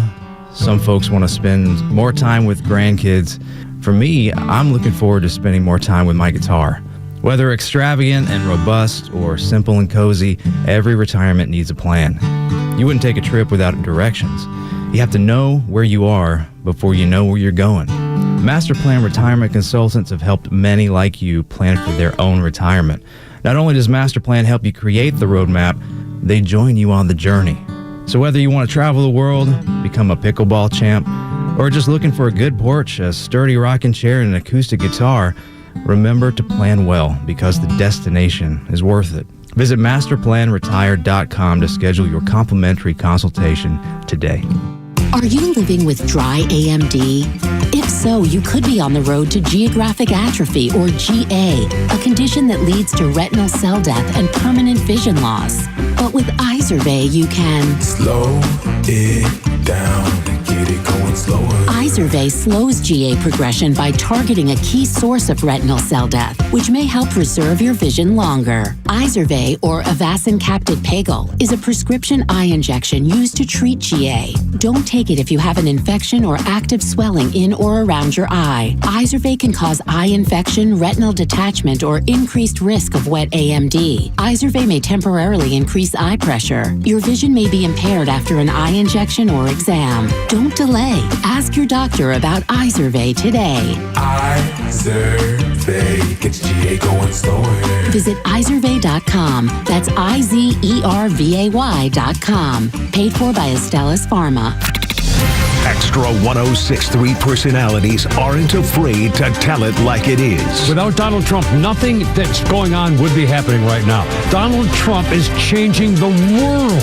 And you'll never hear us spew that violent rhetoric from the left. So don't be afraid to tell it like it is. Because we're happy to have you as part of the Extra community. I particularly like Donald Trump's actions in getting illegal aliens the hell out of this country. Extra 1063 and the Extra app. Tug and Los until 10 on the Morning Extra. Download the app so you can listen live and on demand. There is a silver lining. I think we've talked about a bunch of silver linings, actually. Will it bring Charlie back? Will it take away the devastation of someone being murdered? No, it won't. But will there good come of Charlie's message in Charlie's life? And the answer is yes. Yes, there's definitely will. If you heard his wife Erica speak, you saw the passion that she spoke with, saying that his message will continue. And Los brought up how many schools have raised their hand saying we want to be TPUSA schools. What was that number? It was several. Yeah, it's like 1,800 more. Yeah, it's big time, man. So there's so many positives out of this, and those. Just the numbers, the sheer numbers for Turning Point USA, and I'm sure interactions on social media and website hits and web traffic, I'm sure those numbers have just jumped off the page, Los. Yeah, I was going to say, you just kind of look at what it is and the amount of people that have now decided they want to represent Turning Point.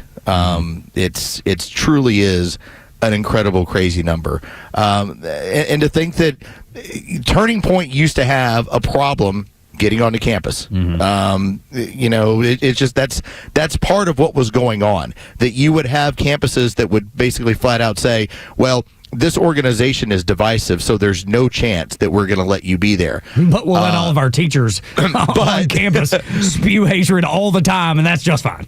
But we will allow this to go down where suddenly, you know what? We'll allow them to have any sort of crazy act that they want, but when it comes to you guys, that's not going to be the case. So here are the current numbers as it stands right now. There's 900 Turning Point universities. There's 1,200 high schools that have Turning Point there. Okay, so here's what the number then jumped to as of now. You now have 32,000 inquiries over a 48-hour time frame for new campus chapters. And like I said, as we were talking about that 2,000, 4,000, 8,000 number, that's what they've basically signed off on and said, like, yeah, you got it.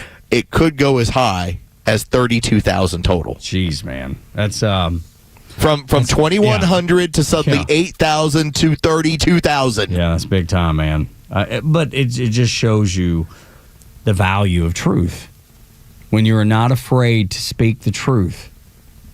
When you're not afraid, even for your own life. In Charlie Kirk's situation, even he wasn't afraid for his own life.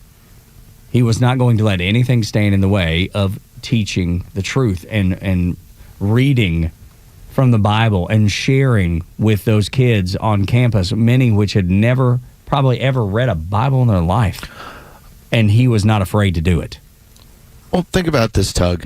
The narrative lifestyle, which is, here's what I'm told, here's what I believe, here's how it's going to go. Part of the idea on college campuses is to challenge that. And what we ended up getting was just a different sort of narrative. Not to question things, just here's the new narrative, this is what you have to believe in. Turning Point is really about destroying the narrative culture. That sometimes there's going to be hard truth. And part of what I think that was so enjoyable about listening to Charlie Kirk over the years is that it always started with, I'm doing this from a point of frailty. I'm just a guy. I'm a sinner. And so it wasn't like, hey, I'm some guru. I have all the answers. No, that's right. It was the very first truth you're going to hear. Yes, these are my opinions, and it comes from somebody who's faulty. Right. Yeah. And I've got the roadmap, though. I've got the roadmap. I'm going to show it to you. I'm going to show you the roadmap. It's not easy. And it's not. A Christian life is not an easy life. I mean, think about the actual apostles, and I've heard Charlie Kirk being called a modern-day apostle. He died for his beliefs. He died for his Christian faith. And if you think about the apostles, and I know I said this last week, but I think it bears repeating, all of them were brutally murdered. They lived a horrible life after Christ was crucified, after the resurrection, all of it. They were beaten, they were abused, they were taken advantage of, and they were many of them killed in brutal fashion. And you're trying to tell me that they died for a lie? Who's going to sign up for that? You know it's a lie, and you're going to raise your hand and say, yep, I'm going to go to my grave with this lie. I'm willing to be stoned to death. I'm willing to be beheaded. I'm willing to be shot from 150 yards. I'm going to die for a lie. No one does that. No one. And this is where I love when this has been associated with Charlie Kirk. And it's from the Apostle Paul. And it just points out, have I then become your enemy by telling you the truth? How am I your enemy? By giving you the truth. If I'm willing to tell Tug, hey, Tug, here's what's wrong with the show, does that suddenly make me an enemy? No. It's like, it actually makes you my best friend. Right. I was like, if I'm doing something I'm giving you the truth, even though it's hard to hear sometimes, how am I the enemy? If I tell you, or in this case, Charlie Kirk was telling you, if you think that you're somehow a woman because you were a man, it doesn't work that way. That's a hard truth. Simple biology would tell you it doesn't work that way. He's going to tell you that I hope that you can find happiness in your own body, and that wherever your happiness derives from, okay, but because you say it so does not make it so. And that's just a simple truth. And what a beautiful message. What a beautiful message to say to someone. Like, I know you don't like yourself, but you should. You're worthy. You should like yourself. You should like the body that you have. You are good enough. You are worthy. What a beautiful thing to say to someone. And instead, people who have been told, well, you can't tell them the truth, that's going to cause them to commit suicide. What? No. Love who you are. Love who you are. Don't hate yourself. Don't hate others. Love who you are. I can't think of a better message to share with someone than that. That's the most truthful, the most honest, and the one that should make them smile, if nothing else. I know you don't feel like you like yourself right now, but you can. You can like yourself, accept yourself for who you actually are, not who you want to be. I want to be a world-class athlete because I love sports. Los, I'm never going to be that. And I've accepted that. Well, I've accepted it. You never know. Yeah, maybe one day. One day I'll just all of a sudden be able to throw a football 80 yards. That Olympic power walking or the speed walking. Exactly. Maybe there's He's a pickleball champion. That's right. Absolutely. Look, I'm not even going to be that. And it's fine. I'm okay with it. I'm okay with who I am. My fine motor skills don't work. I don't have a good command of the English language. I mean, there's more wrong with me than that's right with me. And I'm okay with it. Well, I don't know, Los. I think we've solved some things today. It certainly feels like it. And Tug will never be that athlete. Yeah, that's right. That's right. And I'm hopeful, but I'm looking forward to hopefully 32,000 more campuses where people are telling you the truth. That's right, man. The truth matters. The truth. I've been saying it as long as this show existed. The truth matters. Thank you for being here. Thank you for being part of Extra 106.3. For Los and Dre and Board Op Canada, Aaron Canada, thank you for being here. We appreciate you. God bless you. Y'all come back now. You hear?